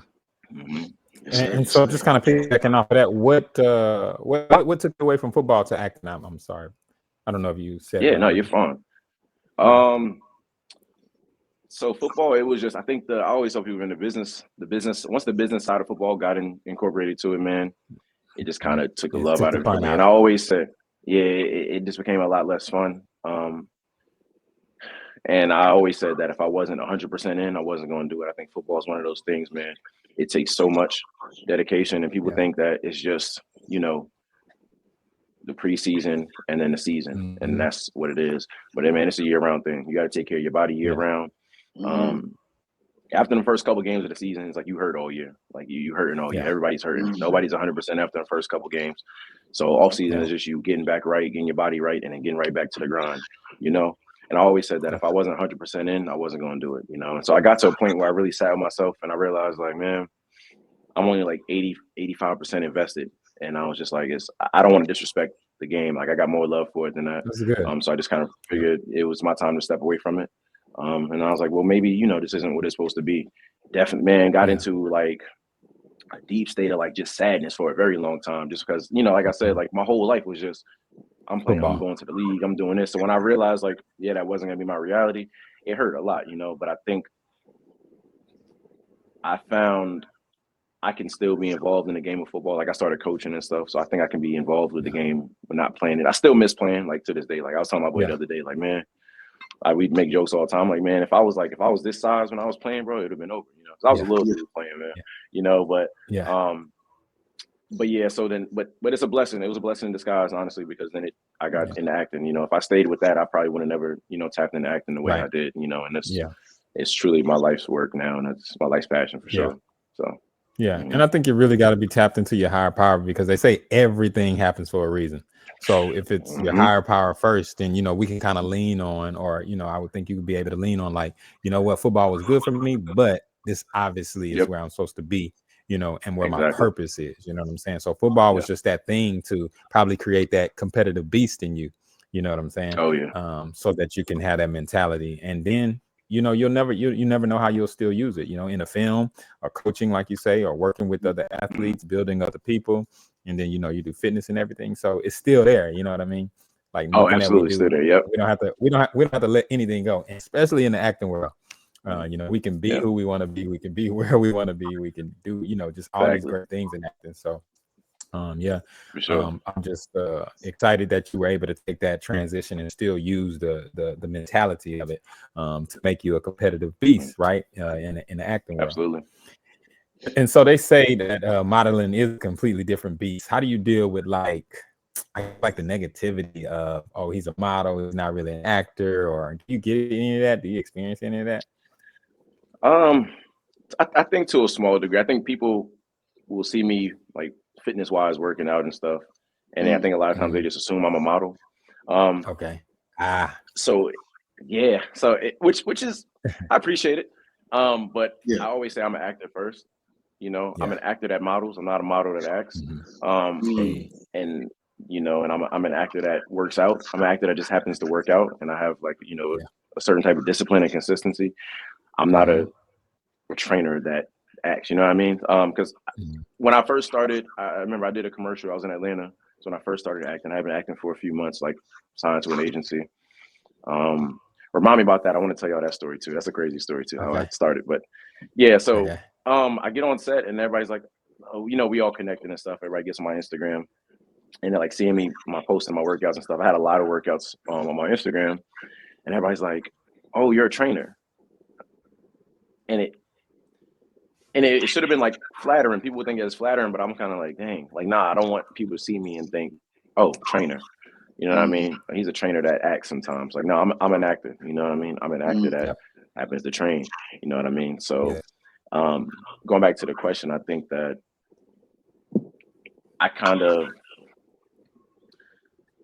think people hear about me in certain roles and they're like, oh, they try to guess the role I was in, and it's always like, like they'll be like, oh, you were a stripper, right. you were the stripper role, and I'm like, nah, I wasn't. Like, yeah, I was just acting. Like, wait, what's going? Yeah, Nah, I was I had a regular role, you know. But so I think I do enjoy modeling for sure. I think number one thing in my life I say is acting. You know, as far as like, you know, passion and things I like to do. I do really enjoy modeling. I love modeling. But I think acting is always first. I always say that I'm an actor that models, because sometimes people will say, "Oh, you're a model. Oh, you act as well." I said, "No. I'm an actor and I model as well." You know what I mean? So always got to clear that up whenever it's brought up. Yeah. Well, you definitely clear that up now and let them know just by saying this. So we definitely will make a post or clip for this. So when they go through your Instagram, they're like, no. This is it. I'm an actor. That happens to model. Hold on now. Let's say.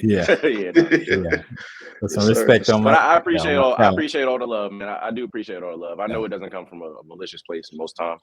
Right.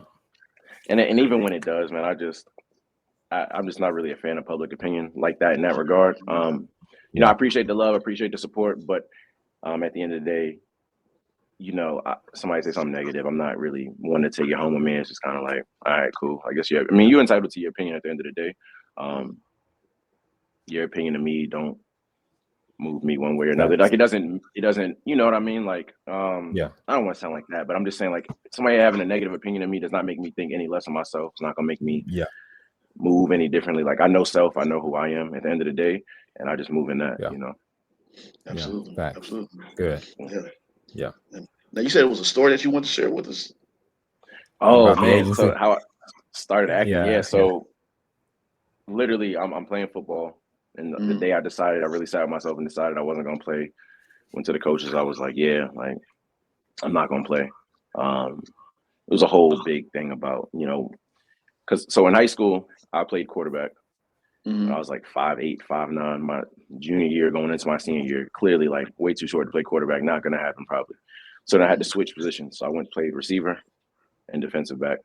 And I actually ended up growing. So like now I'm like 6 foot, which is like, of course, which is still kind of short for quarterback, but I could have made it work a little bit at 6 foot. Could have made it work. Yeah. You know what I mean? A little something, but so I ended up going to college. I get a preferred walk on. So I go there. I had some other offers. I really wanted to go to East Carolina though, so I took the preferred walk on, went there, walked on, and everything, whatever. And then they got a new coach that came in. It was a whole big mess. Anyways, I ended up. Let me get back to the point. The point is, that day when I decided that I wasn't gonna play anymore, I was like, I'm just not 100% in it no more.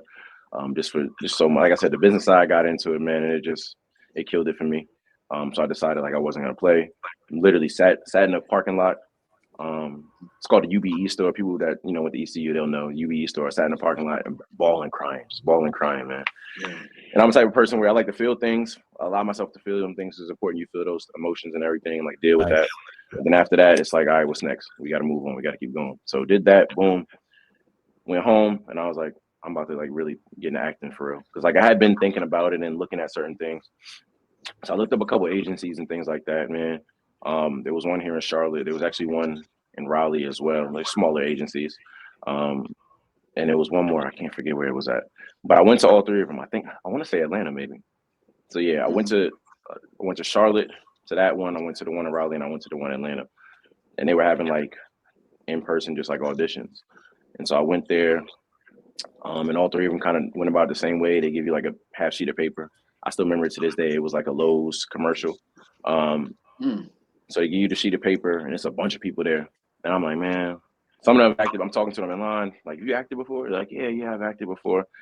And I'm like, dang, I've never acted before. Like, I got to find a way to get in here, like make myself known. So my mind, I'm about to walk in the door. I said, man, look, I'm going to try to memorize this the best I can. And I'm going to go in there without the paper, and I'm going to try to impress them. You know what I mean? I got to do something. Yeah. So I walk into the room. I try to memorize it best I can. I walk into the room. The dude's like, he said, you can use the paper. I was like, no, I'm cool. He's like, you're not, you sure? I was like, yeah, it's cool. I go in there. All three of them really went the same way, and I knock it out. And they actually offered me to sign there, and they wanted to be like, give me like some classes and stuff like that, but they offered to sign me. So that was pretty cool there. That was like my first experience with that was the first time I ever like had a script at all in life. Like I've done I think I've done like school plays before, smaller, productions like that. But that was the first time in like I guess my professional career that I had a script. And I just kind of I was like, I got to stand out somehow because I'm not, some of these people have acted already. They already got the chops. I don't know what I'm doing. I just know I want to act. I'm walking in here and I'm like, look, I'm going to just try to memorize this the best I can. And hopefully I just surprise them. I was like, it's going to go really good or really bad. Because if I go in here and I can't remember nothing, I look crazy. I look arrogant. Like, oh, you ain't serious about this. Yeah. But it ended up working out. Got with a couple agencies, with a great agency. Now we're dreaming right now, as we said, so it definitely, yeah, man, that's how I got my start though. So I just wanted to kind of put that out there real quick. Yeah, no, that's cool, man. Do you miss, like, I know we're in the self-tape era. Do you miss the time when you actually to go to an actual audition, like drive to it or whatever, and be in the room with others? Do you miss that as an actor? Yeah, so I started acting when I got my first like acting role, or when I first started getting auditions. My first audition was July of 2021. So all I really know is like self tapes for real. What I've done a few in person, and I will say like I prefer in person just for me. Like even like when I get the callbacks in person, like I love them. I prefer it in person. Just because it kind of, I kind of live off pressure. Like I'm good in pressure moments. Self tapes, I don't really feel that same pressure. I know if I mess up, I can just redo it. Right. But when you in person, it's like it's that added pressure to like I got to deliver this right first. You only gonna get one or two, takes usually. So I prefer that, man. It just feels natural to me. I feel like I can, even if I do stumble up or mess up, like I'm giving the raw emotion, in those first couple takes. I always say like the first 2 to 3 takes is where you're gonna get that raw emotion. Anything after that, I feel myself personally. I don't know about anybody else, but for me personally, I feel like I'm losing it a little bit. You know what I mean? I'm not saying I can't put on a great performance still, but it's definitely not. I feel like the emotional, it's not the same as, as if I did it the first couple times. And so, like even now, that's how I do my self tapes now. I get the script, I lock it in, like even like memorization. I'll like recite the lines on my phone, and I'll just go drive and I'll listen to it. So I have it playing like it's a song. In the car, so I just listen to it like that. I'll come home, I kind of rest, just kind of chill, don't think about it for a little bit, maybe give it like 30 minutes maybe, read over it one more time, and then go record it. I'll give it like 2 or 3 takes and then be done with it. Sometimes 4 if I just want to, give a different, take on it. But after that, man, whatever I got is what I got, and I try to just move on like that. Yep. And when you're listening to it, do you record it as the actor, or you just say it like you're maybe reading a book? Yeah, so I'll do it a couple different ways. So just reading it, I'll be at home and I'll read it. I'll just read it all the way through, just the memorization, just to get the lines down. I don't read it with like any type of emotion or anything. It's very monotone. Just read it to make sure I got the lines down. And I'll do it 2 ways. I'll actually read it one way as if I'm the reader. And then so when I'm listening back to it, I'll respond. Or sometimes I'll do the reverse. I'll do it as myself, and then I'll try to get the reader's lines. Just sometimes it just depends on where I'm at. I know that second part is strange, but it helps sometimes. It's just the way I do it sometimes. Just so when I actually have my reader, like just I can just keep up with where I'm at and things like that. But most of the times I'm recording the reader's version, and so when I'm in the car listening, I'll hear the reader's lines and I'm responding to it. So, nice. Yeah. Now we all got our ways of how we memorize, brother. Trust me. I just be in there writing, memorizing, mirror everything that I can think of to memorize mine. So I'm not gonna say anything weird. As long as you get the dialogue, as long as you get it, scene, and be able to. I mean, man, I be in the gym working out. I know people think I'm insane. I'm in the gym, I'm lifting, and they're like, "You talking to me?" I'm like, no. I'm talking, like reciting lines, and people looking at me like, what are you doing? But yeah, man, it's whatever it works. I mean, I'm in the sauna, talking to myself. They don't know if I'm singing or if I'm talking to myself. It's whatever you got to do, man. I always tell people whatever works. Yeah, I have one set way yet, but I have tried the record method and it's worked. I don't know if anything else will work. But yeah, that's pretty much all I got as outside of just reading it over, 100 times. Yeah, You know, and sometimes it take that, man. And like you was saying, I write. I've like started writing too. You know, I'll write it down too. I'm a little ADHD though, man. So just sitting there writing it, I'd be like, you know. So I think me getting in the car and like having to focus on driving and then reciting it, I think that kind of works a little better for me. Because I mean, it's just like because the way I thought about it was like I hear a song like 2-3 times and I got it. You know what I mean? And I was just like, why don't I just do that with, you know, my scripts? So like just read it out, and I'm listening to it like a song, and it kind of comes up the same way. So that makes sense. Yeah. Okay, man. Correct me if I'm wrong, but were you on the set of Fatal Attraction? When your short was, I was. like shorts was covered in blood or something. Oh, that was Fatal Attraction. Yeah. So tell us about that. Yep. Fatal Attraction. Yep. Oh Okay. man, so that was one of my Fatal Attraction. What was my first one? No, my first one was Vengeance. I did Vengeance, Killer Millionaires. I did Fatal Attraction, and then I did American Detective. It's dope. I think that I don't know. I hear people speak down on those roles sometimes. And I'm like, why? Like a role is a role. I don't look at roles as like a big role or a small role. Like having the opportunity, man, just to be, because what you consider a small role, somebody is auditioning and begging to get that role. You know what I mean? Yeah. And I just feel like I don't take nothing for granted. You know what I mean? So any role I get, like I put my best foot forward. You know, regardless. Yeah. But yeah, it was fun, man. It was cool. It was the first time I dealt with it was one of my first roles, so like first time dealing with like fake blood,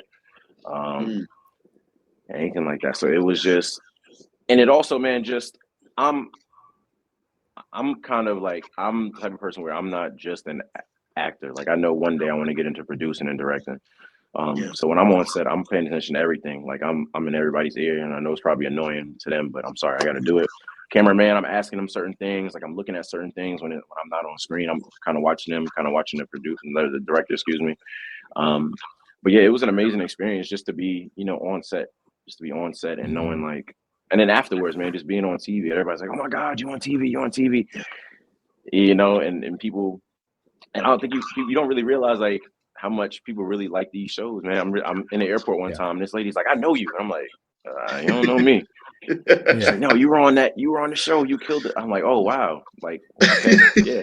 So I'm like, yeah, maybe you do know me a little bit, you know, but yeah, man, it was an amazing experience, man. But like I said, man, every role I do, like I think I take it as a blessing. I'm blessed to be here, and just to be able to do this. I know there's so many people that I even know personally that are like, man, I'm trying to book this role. And so any role that I am able to book, man, I thank God for it, and I'm just like extremely blessed. And I know like I'm blessed to be here, and I try not to take anything for granted. Yeah, for sure.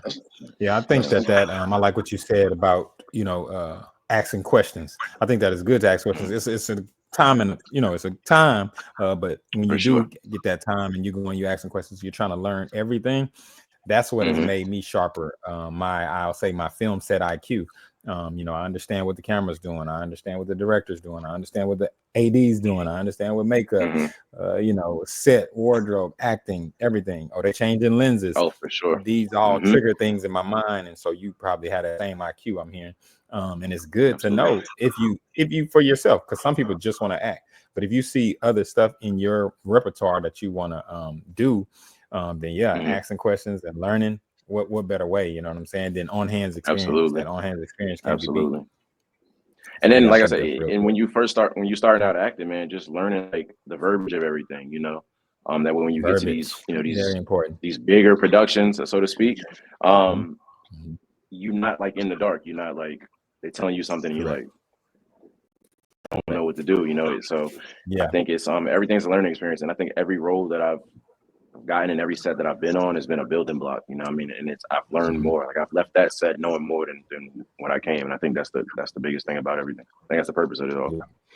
Yeah. Taking everything in like a sponge and learning from it, and absolutely. adding more to your craft. That always helps as well, man. Absolutely. And I want to ask you real quick. So I saw, you know, that you was on the set of Raising Kanan. True. Yep. So I looked at that, and I like what you posted, because that was very inspirational. Where you know, you were saying that you pretty much had to, you know, think of the choice of day job or your passion. Yeah. And of course, you picked So absolutely, tell us about every that time. story. Yeah, tell us about that story when you was on set and your mindset of going through that day. What was going on? Yeah. So yeah, man, I went to New York. I booked the role, went to New York. You know, of course, I told them at the time I wasn't there. We had moved, so this is like we out of college. So we were in North Carolina. Of course, they hit me back about the role, and this was self-submitted too. And so they got back to me, and they were like, "Are you local?" Of course, I'm always local. You know, wherever. So I'm like, "Yeah, of course." And they're like, "Okay, cool. We need you out here." This is like I want to say a Friday, and they're like, "Okay, well, we need you out here." Sunday, because this is when COVID and everything, you had to get COVID tested every day before that. So I think we filmed on like I want to say Friday and Saturday, and literally got COVID tested Sunday, Monday, to like every day, and then twice on the days, if I'm remembering correctly. So yeah, I go out there, man, and I got this job. I'm fresh out of college. I got this good job. I'm making like $65K. Like you can't tell me nothing. I'm balling, and I've always any job that I've gotten, I always know that once I started acting, like any job I've gotten, I just knew it was a means to an end. I'm not going to be here long. You know, not telling them that, but I always know like I'm not going to be here too long. Like as soon as I can get out, I'm going to get out. You know, it's a means to an end. Everything I'm doing now is to fund this career and this lifestyle that I want. So anyways, fast forward, fly out to New York, all out of pocket, by the way. Fly out to New York, pay so much for the plane ticket and the hotel and everything. Fly out there. I get out there. And it's just tough. I'm working, but I got to go do this COVID test. So I got to leave during work. I'm like, oh, I'm going on lunch, taking a lunch break. I'm leaving. They hit me. Where you at? Where you at? Phone going crazy. Where you at? So I'm doing this. I'm doing that. And then I'm telling them, like, I think I lied, man. I think I said, like, oh, I got something going on with the family, so I can't, like, be fully here right now. Yeah. So then that's when I kind of realized, man, jobs, they don't really care, man. Because they was like, okay, well, when can you get back? They didn't ask me no questions about nothing. I'm like, well, yeah, I'm lying, but what if I wasn't, you know? Like, what if I wasn't lying? Yeah. Like, Yeah. Y'all just really hilarious. And so, man, I'm on the train. Like, I'm from New York, so like I'm on the train, and they hit me up, and I'm just really realizing. I was like, for me, that was like my fork in the road. It was like, look, like mind you, I had no exit plan, no backup plan, or nothing. I had just really started the job, so it's not like I had a bunch of money stacked up or anything like that. And I had literally just gotten paid, and all that whole check was gone, getting to New York and staying up in the hotel. So I'm out there really with no money, and I don't come from money. You know, I don't I don't come from silver spoon. I don't have parents that have money inherently. So man, it was just me, and like I said, just got paid, spent the whole check on getting out there. So I don't really have no money and too much money, nothing like that, man. And I'm just like, I'm on a train. I'm like, yeah, this is gonna be the fork in the road because I have to make a decision. Am I gonna, put this role aside for this job, or am I gonna say, look, this is my passion? And I was like, if I'm gonna do this, I'm gonna do it full fledged, and I'm gonna make the decision right now. And so literally on the train, once the train stopped, because once you move, there ain't no service. So we stopped at the station, at the next stop, excuse me, and I let them know. I was like, yeah, I'm gonna resign immediately. Got up out of there. Yeah. Finished the role, went home, and I said I will just figure it out from here. Yeah. But it sounds so crazy, man. But I've always, like I said, I don't come from money or anything like that. I've always had to hustle and grind, and so and my thing is, for my passion, I don't mind doing that. I don't mind picking up odd end jobs or doing whatever I got to do to fund that. I just knew that I wasn't gonna let anything get in the way of my passion, and this thing was a barrier in the way, and it had to be moved. And so that meant me quitting the job. And I left a lot of, like I said, man, fresh out of college making $65K, man, I was on top of the world. I mean, it's during COVID. I ain't have to, it's during COVID. I wasn't going nowhere, nothing like that. So, but I made the decision. Best decision I've ever made. And it was hard, man. For some time, it was hard. That's just making ends meet. And man, it was so hard. I won't even sit here and pretend that it wasn't. It was so hard, man. Just trying to for like a while, like years. And it's like, man, there's definitely times where I'm not looking, and I'm like, man, I should have kept that job, man. At least I would have, had the money. I'm like, man, what was I thinking, bro? Why did I do that? But it was the best decision I've ever made, man. Best decision I've ever made. Yeah. And I always tell people, I'm not encouraging nobody to. I want to get on here and say this. I'm not telling nobody to quit their job, especially in this economy. Same thing I say. The world is crazy right now, so I'm not telling you to quit your job. I'm just saying, for me personally, it just meant more for me to have that flexibility and to pursue that passion than it did for that job. And I just said, I'll figure it out, whatever it takes. Like I'll figure it out. I'm committed to figuring it out. So it's funny because I tell people, my personal people who I talk to, I say I'll never tell anybody to do it how I did it, where I just jumped. oh I didn't have a man, backup plan. I had no money saved up, so yeah. nah, Yeah, that's don't definitely jump in not the that route. water. Don't jump in. I'm never Yeah, telling nobody jump in that water with no floaties if you can't yeah, swim, man. I just knew I could swim and I was gonna figure it out. So I don't know how yeah, deep the yeah. water Follow is. So your I'm gonna figure it passion. out regardless. That's Yeah, it. follow your You know. passion, but be prepared. You can be prepared. Yeah, be prepared. Oh, it's too. tough. But like I said, Yeah, I come from nothing. So like it just don't really phase me. Not having money didn't really phase me like that. It was tough, you know what I mean, to just move around, things like that, you know, when you got real life yeah, responsibilities and things. But like literally when I say I grew up less than nothing, it don't really phase me not having, you know, doing what I can do without if I have to, you know. So money's never really been like it's good to have it, don't get me wrong, but it's never been this end all be all thing for me. So mm-hmm. if I always tell people like if you're not really living like that, like don't hey man, just don't jump out there like that because it does get it is a little treacherous for sure. But like I said, best decision I've ever made. Oh yeah, And I think for sure. at that point it just made me like this has to work. I've given up too much for it to not work. You know what I mean? So it's got to work. Yeah, Mm-hmm. yeah. Oh, I like that. It's got to work. Yeah. Mm-hmm. Yes, sir. Yes, sir. Yeah. Go ahead, Q. Okay, so yeah, let's see. We got you not one but two bookings, which was highlighted as a milestone moment under Dream Team Yeah. Talent. Shout out to Vilma. Absolutely. So share Oh yeah. with Shout out us, to you Velma. know, a little bit about that experience, you know, but Man. not too much on those bookings. Yeah. So I'll say what I can. So the one obviously was with Tyler Perry. That was just, and I tell you, cried like a baby, man. And I'm not, anybody knows me, like that'll probably be a surprise. I don't get too emotional. Like I don't, like I've been family members' funerals, and then like I just can't work up the tears. It just doesn't happen. But man, like this is gonna be a testament, man. Last year was such a tough year in my journey, man. Just not booking, really. Like I booked like a couple things, but man, just really not booking, and that was the longest I've gone without booking stuff. And I'm just like, man, when I tell you, I got into the deepest spot of, am I not good enough? Like, should I look at other things? Like, should I apply for like different jobs? Like, should I just get a job? Like, because like right now I'm just like personal training and grinding and doing these things. I'm like, man, I got a whole degree. Like I could be out here. I got a physical wellness degree. Like I could be out here, you know, in a high paying job, making good money. Like, and I'm out here. The only reason I don't do those things and I'm kind of like an entrepreneur and, you know, hustling and doing these things on my own is because like I want that flexibility. I want to be able to have that flexibility to move around as I need and want to.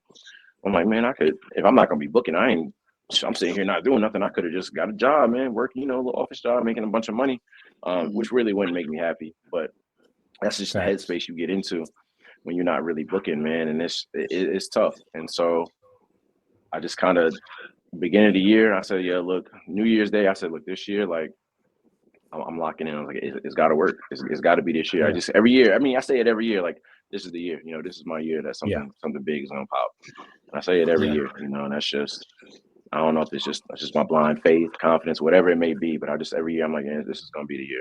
And my boy, Dalen, shout out Dalen Davis, one of my good friends, man, a really good actor as well. He hit me up on my birthday and he was like, my birthday is January 26th. Hit me up on my birthday and he was like, 2025, this is the year. Like randomly out of nowhere. He was like, hey, this is the year, bro. 2020. He's like, happy birthday, 2025. This is the year. That's the message said. I said, appreciate it, you know. But we always do that. We always speak life into each other. So that wasn't nothing out of the norm for me. It was just like, okay, he's speaking life into the situation. I appreciate him. February. So I get the audition of Beauty and I get the audition, excuse me. And then what happens then? So I get the audition. I forget what day it is. I think it's like a Thursday. I get the audition. Like a Thursday night, I get the audition.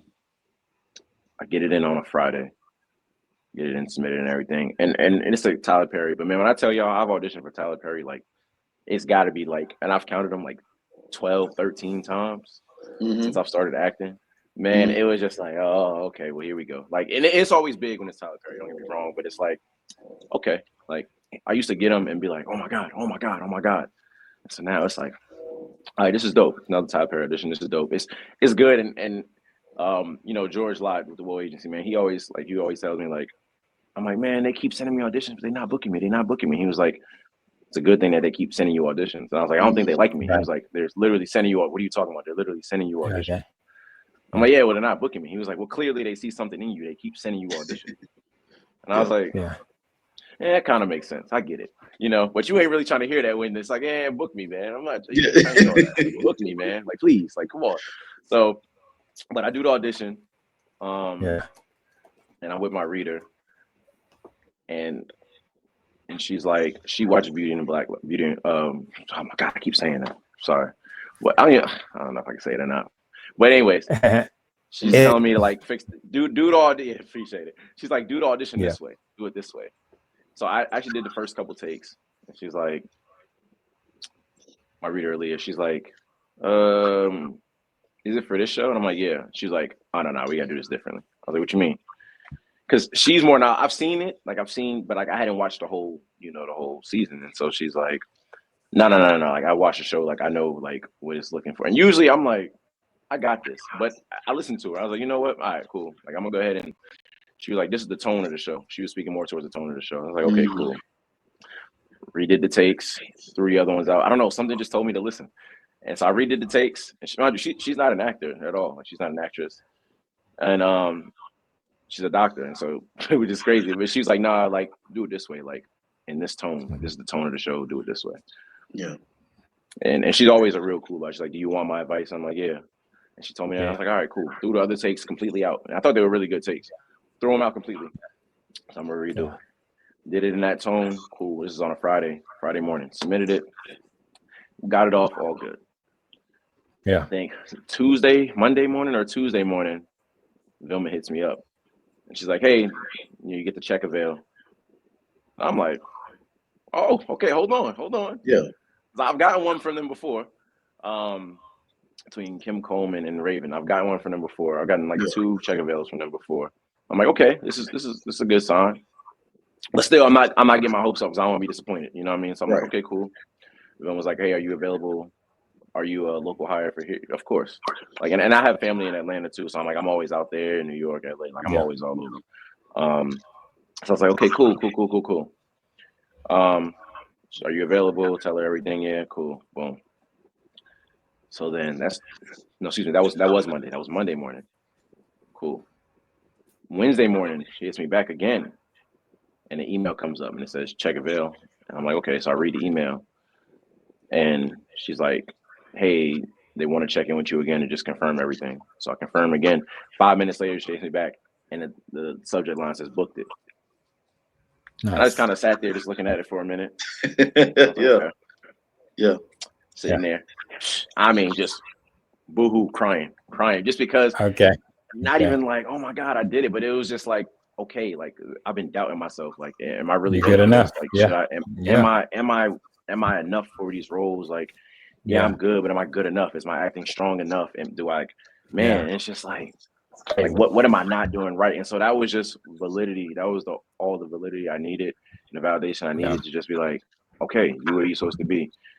And that for me, like that was it. The Tyler Perry nod. And also, man, my mom, man, God bless her. She's been my rock my whole life. Like it's been her my whole life. Like I've seen her work 2 or 3 jobs at a time, just taking care of everything, could never repay her.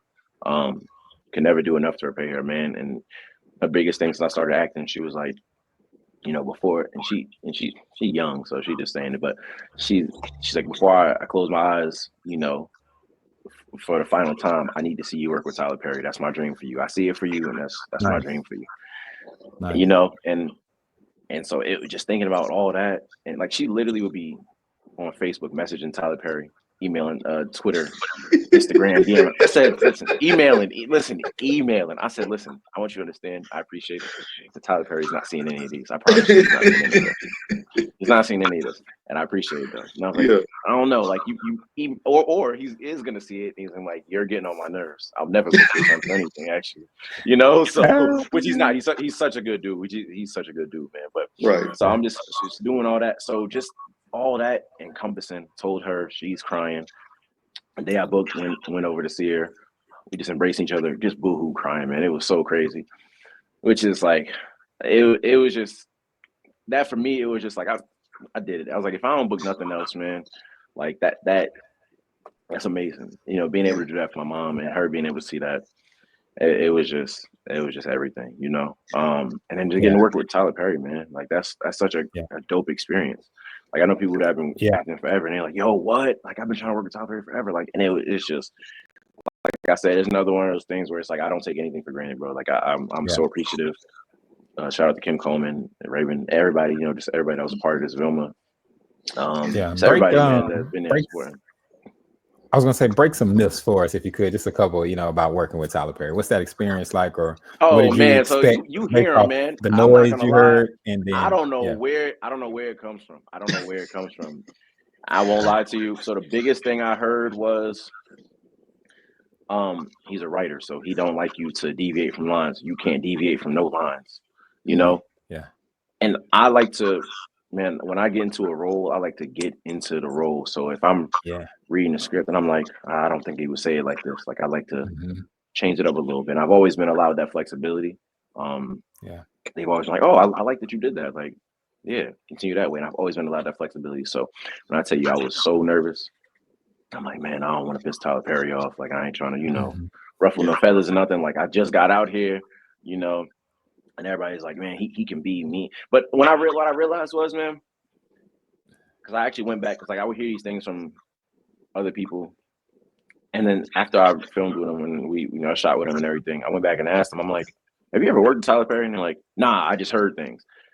And it's like everybody that has told me something negative, they've never worked with him, you know. And I'm just like, yeah, I probably should have vetted that beforehand. But when I tell you I'm on set, like, dang, I'm like, but at the end of the day, I was just like, look, I got to do it the way that I'm comfortable with doing it. And then if he say, I don't want you to do it that way, it just is what it is. Right.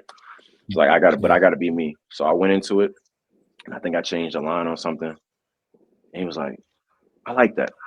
Rock with that. Nice. All right. Okay, cool. You know, but I mean, the whole time. It is like, about the art for him. Oh my goodness. Oh, he's a genius, right? He's really a genius. And everything about him, and I don't even, like I said, I don't know where that comes from, because literally, like the script is the script. You'll literally be doing a line and he'll say, boom, he'll throw in a line. Say this, throw this in there. Try that, do that, do this, do that. I think a lot of people it's dope. It's like, yeah, man, it's I don't know where those things come from, man. He's absolutely not like that at all. He's so down to earth, so chill. Like I would finish recording my stuff, man, and I would be like, hey, like, he's so cool. Like he's actually, I'll tell you this real quick. So when I first, sorry, I got family over here. So if that's loud, I apologize. But yeah, so literally when I'm walking up the set, and I got my little script sheet here, and I'm reading it, and they're taking us to, you know, where we're gonna start at. I'm just reading, and somebody's like, "What's up, man?" And extends a fist, but I got my head down, and I'm reading. I'm like, "What's up?" It takes me like 15, 20 seconds. I'm like, hold on. I look up. It's Tyler Perry. I'm like, oh, like, what's up, bro? And I didn't realize he's huge, bro. He's got to be like 6'3", 6'4". I didn't realize he was that. Okay. He's tall. Man. Yeah, he's a good dude. I didn't realize he's tall. I'm 6 foot. I'm 6 foot. I'm not really used to people like towering over me. He's definitely towering over me. But yeah, he's real cool, man. Like I would finish, you know, my scenes or whatever, and I'd be like, hey, like, you know, I love your work. Like I've been watching your work a very long time. Like, and I would love to get into, you know, like production and everything one day. And I was like, I just see the way you work. Like, if you didn't mind, like, I just wanted to kind of, you know, just watch how you work, you know, watch how you do certain things like that. And he was like, yeah, come on. So literally he's here and I'm right over his shoulder just watching stuff. Yeah. And literally, like, I'll see something and I'm looking at stuff. He'll point certain stuff out to me, man. He's so dope, bro. Like I said, don't know me from, you know, nothing, you know, but he was just so cool and so dope. So I don't know where these rumors come from, man. Like I whatever they are, man, I haven't experienced that at all with him. And like I was out there with him for a couple weeks. He was so dope. And the way he films is so different from anything that I've ever done. And I mean, by that I mean, you know, you usually on a set, man, you may do a take 12 times, you know what I mean? Like I was saying earlier, like for me, after those first 3 times, it's like I'm losing it. Like I could fake it, but like I'd rather not. Like I'd rather just give that raw emotion. Tyler Perry's not like that at all. He's so punctual. Literally, we got on set and no exaggeration at all. Anybody that's worked with him can attest. We get on set. How you doing? Meet everybody. All right, cool. Can I get this camera here, lighting here, lighting here? All right, y'all ready? Cool. Rolling, action, boom. And it's like, oh, like right into it. Like I would say this, he's very punctual and he expects you to know exactly what you're doing, which as he should be, you know. As he was saying, he was like, man, look, this is funded by me. Like everything this is funded by me. Like I don't have the big corporate backing. This is funded by me. So like time is money. And that absolutely, like time is money. Like so like let's not waste this time. And I think just him being that genius that he is, I think he also understands that like you're gonna get the best raw emotion and those best takes in those first few takes. And so like that's what it is. There is no, we're not sitting there 10 takes in. Like it's like the first few takes. Like that's why he's so punctual. He expects you to know what you're doing. He expects everybody to have they, be on their game and like, let's do it. Let's knock it out. Just like when you play on the football field. Yeah, exactly. I expect you to come in here and be a professional and know what you're doing. That's it. Yeah. As you should though. That's nothing out of the ordinary, In every arena. In every arena. That's what it should be though. And I love it. And I loved it.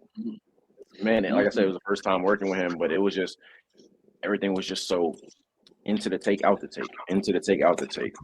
Let's set it, let's get the wide shot. All right, cool, let's move on. And I love that personally. Like for me, that works the best for me. And I know you may not get that anymore. So definitely cherishing that experience for sure. Yeah, bro. So I'm not like you worked on actually in a music video with designer as well. You also been on the film Urban Education. Gotta definitely check that out, and so many others. And I saw that you also were with the actor / stunt performer. I'm trying to find his name. Why is his name escaping me right now? Donnie Carey. Donnie Carey, yeah. So did he ever share any information with you to help you with your career, or what was it like just meeting him and talking to him? Absolutely. So me and my boys, we like I said, fresh in acting, went down there, spoke with Donnie. Man, he was just so much knowledge and just insight of the industry. Shout out to Donnie for sure. It's just gems. Actually, we went to it's in a actors thing in Atlanta called Actors Link Up, I believe. Man, and he just so much knowledge and so much just this insight to the business, and just so many gems. You know what I mean? And a lot of times when you talk to people in the industry, you hear a lot of the same things, But Donnie, I think, was one of the first people that I spoke to that just gave it to you. Like, look, this is the real. Like, you're gonna get in, you're gonna get out what you put in. Like, it's just simple as that. He ain't sugarcoat nothing. He ain't beat around the bush. And for me personally, that's how I best receive information. I can, and y'all can keep the rest of everything else. Like, tell me what it is and what it's not. So yeah, he definitely gave me the ins and outs.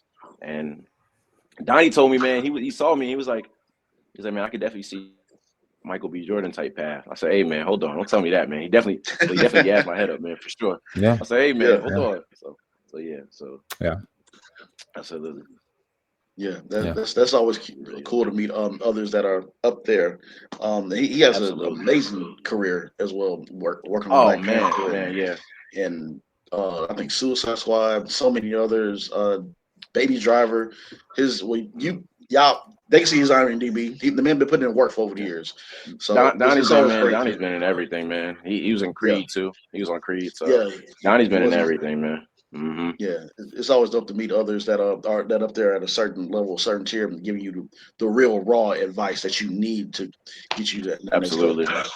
So, absolutely. Yeah, man. Yeah.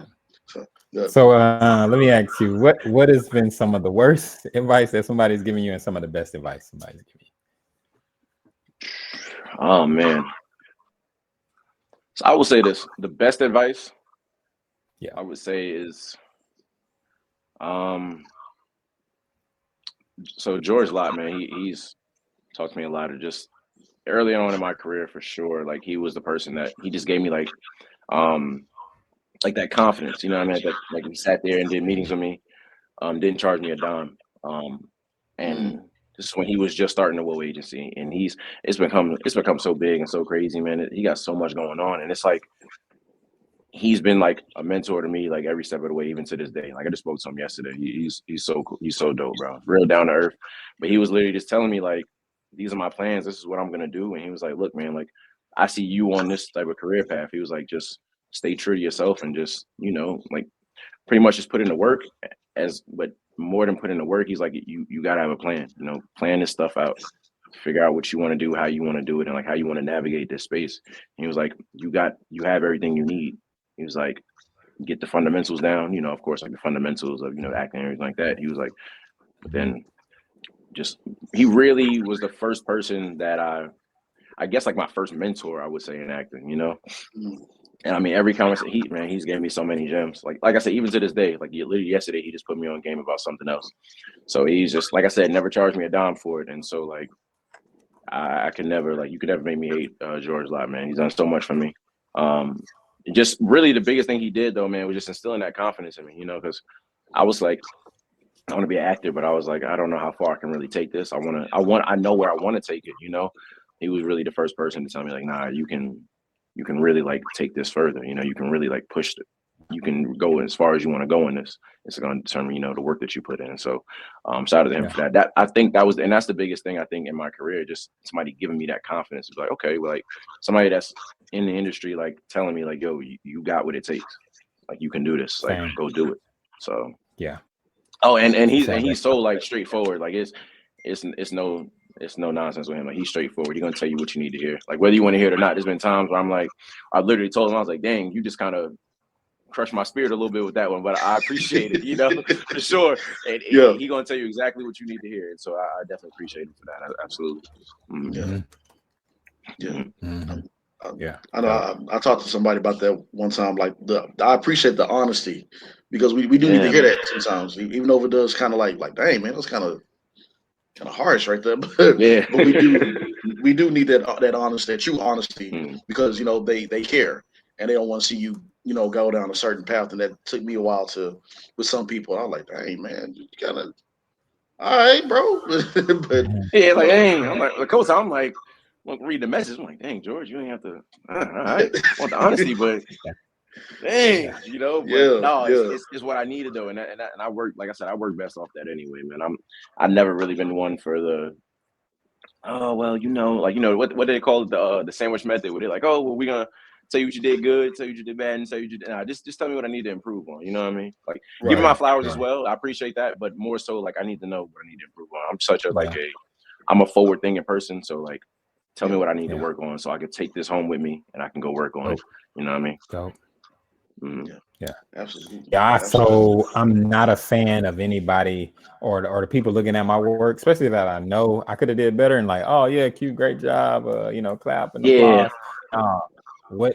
What areas of improvement do I need? Because that's going to make me the best at what I'm doing, and the best is just approaching the role, approaching the scene and giving it your all. Like you said, time is money. You know what I'm saying? And I don't have time. A lot of times we want to take 3, take 4, take 5, or we lean on that. Oh, I'll get a couple more takes. No, you got to come in here with your best. So if people around you are not pouring into you to build and grow you, you're always going to stay at a certain level, and that's not what we want. And I can hear that from you too. Like you want better. So we need people around us to tell us, hey, I see what you're doing, but let's go here so we can take it there. So that next role is out the park. Yeah, but I'm not gonna lie, man. I test people sometimes, man. Like I have something where I'm like, I know this ain't. I know I definitely could have done this better. This wasn't my best work. And I was like, hey, what you think about this? And they're like, oh my God, it was amazing. And I'm like, oh, okay. Can't trust your opinion now. Now I can't trust you no more, man. I can't trust you, man. Because now you know what I mean? You'll have me out here thinking I'm Denzel or something. You know what I mean? I'm out here thinking like, oh, that's it. Like I'm, and it's like, nah, so but I need to hear that. Like, shout out to my boy William Jefferson, him, my boy, go by Hollywood Bob on Instagram. He's up and coming. He's a star too. Will's been in everything though. Talking about Bobby's up and coming for sure. I appreciate Will. He's done so much. Oh man, Will's he's that dude, man. He'll if you say it to him, he try to be humble about it, but Will's that dude, man, for sure. I tell Will every time, bro. Every time I will hype you up, bro. Every time I do not care because I appreciate all the time. Yeah. Will try to hype you up and be like, oh my goodness, you just like you killing it. I'm like, bro, you literally been in everything. Like, please. Will literally had to move out of Chicago because he was just booking everything. He was like, "There's really nothing else for me to do here." And he's in Atlanta now. He's in Atlanta killing it. He in music videos with Glorilla and Lotto. It's crazy, man. Will's he's doing the thing, man. So shout out to Will. But Will's somebody else that like we got a group chat and we'll send stuff in there. Like we'll do auditions and like, hey, what you think about this? And they definitely like, you could have leaned a little more into this, or you could have did like, you know what I mean? It's definitely I trust them too. Like I said, Hollywood, Bobby and Will. I definitely trust those two. George as well. I definitely those people like I'll lean on if I have like a question about audition, or if I think like, hey, like. And I've sent them stuff before where I'm like, let me see, and they'd be like, nah, this ain't that.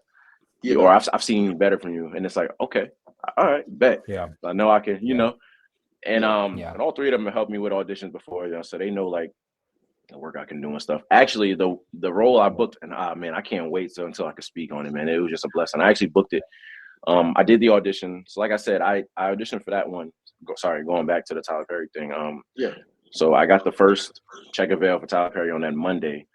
The Tuesday, the next day is when I got the audition for, I think that night I was in the gym or something, and I got the audition for this one. It's huge. And man, it's just a blessing. Like I literally got the audition for this one, and I'm like, man, I need to get this. I want to get this in tonight. Like I'm in the mood. Like I'm in that mode. I'm like, I need to get this in. So I actually hit up Will, and he actually coached me on the audition. So I'm at I drive a Tesla, so I'm at the charging my car. Literally, I'm like, Will, like he has, I don't know if you know about Actor Advisor. Oh yeah, really dope, man. He's helping a lot of people like get on in the game and everything. But he also offers like self, absolute. See what I mean? He's dope, man. And he offers like self-tape coaching. So I went to him or whatever, got him. I was like, yo, I need you to help me with this. He's like, I got you. I'm making some time. Like, so I appreciate him so much for that. Like, he literally made the time. Like I said, literally, I'm charging my car at the charging station, and we're on like FaceTime. Send him the script or whatever. We're going over it. He's giving me pointers, and it was dope. And I'm like, and I'm literally sitting there talking to him. I'm like, this is all stuff I knew. I was like, but like having you here and like just talking this out. Just sometimes it's not even just somebody telling you what to do. It's just having that sounding board. You know what I mean? It's somebody that you trust and that like he knows what he's doing, and having that sounding board. And a lot of it was him just validating things that I knew. Of course he gave me some, some gems and stuff too, but a lot of it was just him validating stuff that I already knew. And I'm like, okay, cool. And like I've never, like when I walk into auditions, man, I never say like, oh, or I get out of audition, I send it off. I never say like, I got it. I'm looking at it. I don't know what it is. But we did that audition. I went home. I did the audition. I sent it to him. He gave me some feedback on it. I adjusted that based on that feedback. I took what he said and I kind of watched it again.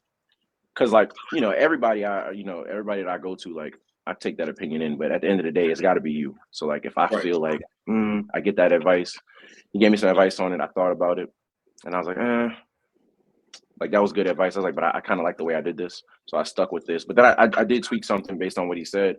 But then I sent it in and I literally texted him. I was like, I don't know. I was like, I'd never say this. I was like, I don't talk like this. I was like, but I booked that. I was like, I had to, bro. I don't know. Like, there's nothing else they could be looking for. I was like, I booked that, bro. And I don't know where that, like, and I said, I don't talk like that because, like I said, I don't like to get in that mindset of like thinking I booked it and I'm waiting for it. But I don't know. I felt it. I just felt it. And I literally texted him. I said, I booked it, bro. He's like, I know you did. I was like, no. Like, I'm telling you, I booked it. And so I'm on set with Tyler Perry. We're on set. I do my scene. I come off and I go and I check my phone real quick. And I usually don't check my phone when I'm on set, but something just told me to go check my phone. I check my phone. Shout out to Vilma. It's Vilma again. Yeah. Said you booked it. So and then we booked it. And I was just like, so I'm on set and I'm like, I can't even like celebrate. I can't even like celebrate. Right. I'm like, no, I'm fine. I'm good. Let's do it. Like, let's go. I'm ready to get back on set now. I'm hyped now. I'm ready to get back on set. Like me out the best take of my life, And it was just crazy. I had so much going on at that time. And it was just crazy because my sister, she just had she was having my niece too. So like literally the week before that, she was like, are you gonna be in town? And I was like, yeah. Like I'm coming, I'll be at the hospital and everything. I'm gonna be here. Like, I got you. Don't worry about it. And I was like, just thinking, I was like, God, I'm not saying I don't want no role. I'm never gonna push no role away. I said, but if this baby could just be born this week, that way, like, cause I'm doing these auditions, I was like, that way, if something does happen, that I can be here for that and then go off. Of course, she didn't come when she was supposed to, and then I booked, so I had to leave. And so I'm on set, and they send me pictures of it, and I'm like, oh my goodness. And then I booked that, like literally like 10 minutes apart from each other, and I'm just like, yeah, this is it's been a crazy start to the year, and I always just want to keep the momentum going, man, and I always try to, you know, like be where my feet are and be appreciative. I struggle between my friend, like I got a really good friend, Cerise, and she really tells me, she's like, yo, you gotta like give yourself your flowers, so to speak. I struggle with giving myself my flowers and being like, hey, I still got work to do. Because I'm like, this is cool and all. Like, I'm cool. Like, I'm glad I did this. I'm so glad. But literally, I'm on set and I'm going home at night and I'm right back on Actors Access, you know, like with the roles that I need something else because I want to just keep the momentum going. You know what I mean? Yeah. Drake said in the song, man, he's like, how you off one hit, do it again, you know. So that's my mindset. I'm always like, one is cool. It's like I've always booked something. It's like when I booked Fatal Attraction, I was okay, cool, book Fatal Attraction. I'm on TV. Let's do something else. And then I got Urban Ed. Well, I did the other things in between that, but then I got Urban Ed. It's like be a lead in a feature film. I was the 2 in Urban Ed. So I was like, okay, cool. Now let's do something else. Like let's book one of these, you know, these real big productions. Did that, and I'm like, okay, well, let's do it again. You know, like, and like booking like a guest star, and then being able to be on, you know, so many episodes of that. That's coming up, man. It's amazing. But I'm like, okay, well, let's book something else, and then to book that, like, literally as I'm on set with Tyler Perry was so crazy. So now I'm just like, I'm hungry, man. I'm hungry, and I don't think like nothing is really gonna satisfy that, which I love, you know. But I do understand now that I have to also enjoy where I'm at, you know, and give myself the grace to be like, you know, you're doing a good job. You know, I think a lot of times I don't extend myself that type of grace. I'm just like, I got more work to do. I got more work to do. And and I've done that, and you'll burn yourself out if you don't take a step back and say like, yo, you know, like I'm doing good. Like I'm doing good things, you know, like I'm putting in good work. I'm putting good things on tape and everything like that. And so it's a balancing act, you know, and I'm still working on it, but that's currently where I'm at. Yeah. Nice. Before James take us out, I just got one question that I've been hearing. Kind of you touched on it briefly, but just talk to us about like your ingredients that you feel made you, because what I keep hearing you talk about is perseverance. You talk about not being worried about outside noise, you know, and these are a lot of things that affect people. Not being able to navigate through all the pressures and the noise, you know, of just life, and especially when we're trying to do this art that not a lot of people can really tap into. And I hear that you're tapped in. Really, you have that thing. I know that, you know, your successes are going to continue because you have all the good ingredients. So talk to us about like your foundation, like kind of before football. You know what I'm saying? Or just what kind of makes you and your mindset. Yeah, for sure. I think my upbringing, man, like I tell people all the time, like I come up from nothing, and whatever you think it is less than that. You know what I mean? So in my mind, there is like, I don't really get like, typically I don't really get nervous. I don't really get like worried or anything like that, because it's like it's been worse. It's literally been way worse than this. Like it can't get worse than where it's been. And so like for me, it's like acting has been. I'm so blessed to be able to do this. And it's just like you know, like if I don't book a role, it sucks, but like what's the next thing? Like it can't get, it's like I come from nothing, like, you know what I mean, the projects and all that. So it's like it's nothing. I'm kind of unflappable in a way. It's just like nothing can really get to me. People saying stuff about me it can't really get to me. Like I've been at the bottom of the bottom of the bottom. So I think that, and then it's also my upbringing, man. My mom, she just always instilled that in me. Like I've seen her, like I said, work 2-3 jobs. If she can do all that and take care of me while doing it, if she can do all that, I can do it. You know what I mean? I can persevere these things. It pales in comparison to just things I've seen and things that I've been through, and you know, my mom watching her, like I said, and it's a big deal. But I go about that like anything in life. Even like when I was struggling, when I didn't have the money, even in my adult years, you know, struggling, not having the money to do this, not having the money to do that. Like it sucks, but it's never that bad. And I think my mindset, man, I'm just always like, it's not that bad. Like I have this redeeming aspect about myself to where it's just like no matter how bad it gets, I can always come back. I can bounce back from it, you know. And I think a lot of it starts with mindset. And I think if you got your mindset in the right place, is always a chance for change or an improvement. So I think that'd have to be it for sure. Dope. Yeah, a lot of people don't even take their. I'm not gonna say negative, but they don't take their environment. If it's something that wasn't desired, they don't take it and flip it into a positive. So the fact that you were able to flip it into a positive is a great thing. You know what I'm saying? Absolutely. And you're looking at. I call it the glass half full approach. You know what I'm saying? Because a lot of times as we navigate through life, we're like, "Oh God, why is this happening to me? Why is this happening to me?" Well, glass half full. Thank you that I made it through. Thank you that I survived. Thank you that I'm able to take this and turn it into something that looks good for me or feels good for me. So that's dope. Exactly. And like I said, when bad things happen, man, I'm just kind of like, the way I kind of look at things, like it could be worse. Like, you know what I mean? That's just the way I kind of think about it. It helps, it just kind of helps. Like, for example, like you miss a car note payment or something. It's like it could be worse. It could be worse than that. It gets like life. Like I think that the way I just look at life, man, it's like I just try to look at, man, it's so many people that are, even when I was down bad and like not doing really well, it's like there's people that are doing way worse than me, you know what I mean? And they still going.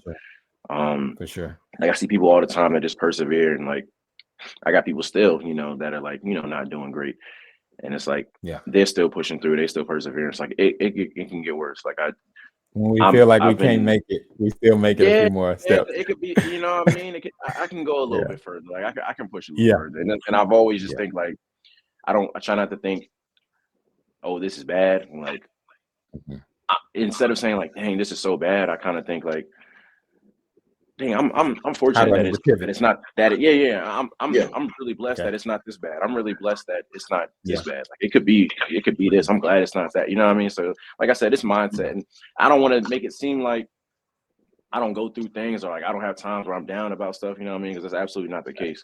But I was also like a psych major in college before I switched to physical wellness.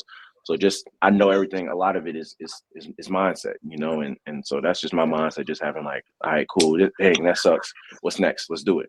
How can we move out from this spot? How can we pivot from here? And also the biggest thing I lean on, and I preach all the time, man. Control what you can control. Like if I leave anybody with anything, I tell them control what you can control. So for example, I'll tell somebody like, yeah, this is going bad. Can you control, like for example, you fail a test, you fail a test in school, or like I have friends that are like in school and stuff like that, and they taking tests and they're like, man, I'm worried about this test. I'm like, why? Like, what are you stressed out about? Like, can you control it? Like, is there something you can fix? No? Okay, then it is likely going to be what it's going to be anyway if you can't control it. That's just So like if you can control it, then do what you can. You know what I mean? And you got this test coming up. You knew you had this test coming up. You worried about this test, you stressed out because you don't think you're going to do good on it. Did you study for the test? No. Okay, well, I mean, at this point, it is what it is. How do we move forward, and how do we, that's just kind of how I look at life, man. Control what you can control is my biggest thing. And I just go from there, honestly. Yeah. Dope. Yeah, man. That's it right there. And that was actually my next question. Share a gym with you that was going to help us. But you know what? That's it. Control what you can control. Yeah, that's a gym right there, man. And man. I greatly appreciate it on that one, man. So absolutely. Like we said, shout out to Velma with Dream Team Talent. Shout out to George Locke from the World Agency. And thank you, and shout out to you and your friends and family that hold you down when you are booking these roles and trying to figure out this crazy thing that we call acting, this art. So hey, that's it. That's it. Yeah, appreciate it, bro. So tell everybody where we can follow you at. Yeah, on Instagram at AceDotta, ACEDOTTA. I'm on there. That's really all I get on for real. I don't really like social media, but I understand like where we are in this industry. Like you kind of got to, But so I'm on there because a lot of it is I'm on there because I gotta be. Other stuff that I'm on, I just got accounts just to watch stuff. Like I'm on TikTok. I'm on TikTok literally to just watch TikToks, bro. That's it. Yeah. But yeah, AceDotta is that's the social media that I'm on at AceDotta. But yeah, man. Yeah. But I appreciate y'all for having me, man. I felt so bad, not being able to do it last week. I got called out to LA for something. I'm like, dang, man. So I definitely was like, I got to make sure I make it up to you. So I'm like, I like to try to be a man of my word, man, whenever I can. So yeah, nah, man. Everything happened for a reason, bro. We just appreciate you for coming through and everything, because like I have to bounce out all the interviews and everything else. So now we just appreciate it. for you just coming through. And we definitely will have you come back again once the other role Absolutely. that you cannot really. Well, I know the roles that you cannot mention. Definitely have you Yeah. come back on and do a part 2, bro. It'll be just like you coming to your cousin's house. It's like, what's up, cuz? Like, where we at? That's So, what it feel like, man. It don't feel like an Yeah. interview, man. That's why I'm on here. I tell people all the time, and I typically like, I'm not a big talker until I get like, but you get me in a space to, with people that, I feel comfortable with, and I'll talk all day, man. So I definitely appreciate y'all for making it a welcoming environment for sure. Yes, sir. Sure. Ladies and gentlemen, there you have it. Ace Small, man. Y'all be on the lookout for him. He's doing some big things on the Appreciate y'all. Thank y'all so much, man. Yes, sir, bro.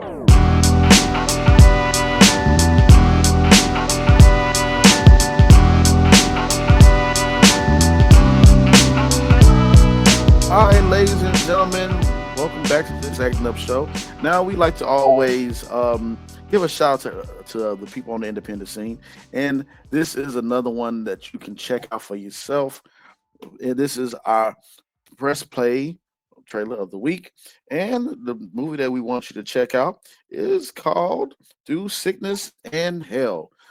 Written by Jaleesa of Pink Diamond. There was a Pink Diamond. Try to make sure. Hold on, Jaleesa. Hold on. Yep, Pink Diamond. I was right. Yeah, Pink Diamond and Purple Heart. Written and directed by Jaleesa and starring Denise Monet and other actresses as well, Siobhan as well. My boy D in this, man. Not D Valentine, but Dewan is in this. So yeah, man, a lot of great people are in here. Desi is in this as well, Desi French. A lot of talented artists here from Houston, Texas in there. So go ahead, play that trailer, check out the Through Sickness and Hell, and stay away from toxic women out there, ladies and gentlemen. Just stay away from them. They crazy, they toxic. Just look at the trailer and you'll see what we mean. Play it.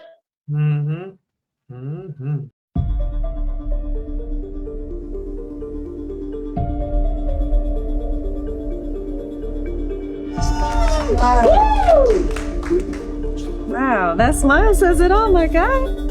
All in a day's work. It's the biggest bust of your career. Take a load off. You okay? Yeah, I'm good. That's consequences from back in arm day. You sure that's it?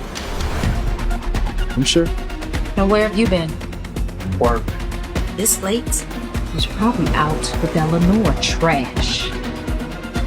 What's going on, partner? Look like you lost your best friend or something. We got in a fight. That's that. Off of me! Calm down. Justin, are you beating on this woman? Jada, are you okay? I tripped and hit my face on the edge of the bed. And uncle or not, I won't be able to save your job. So whatever this is, you need to get out in front of it, and fast. Then what is it? Why would she accuse you of something like that? Well, for one, she thinks I got something going on with Leanna. I'm not the one that's out here disrespecting our marriage. You know how much I love you?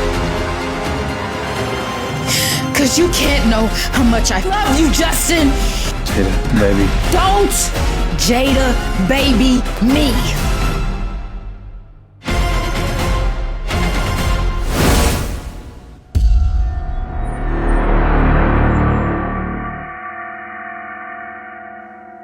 It stops when I say it stops.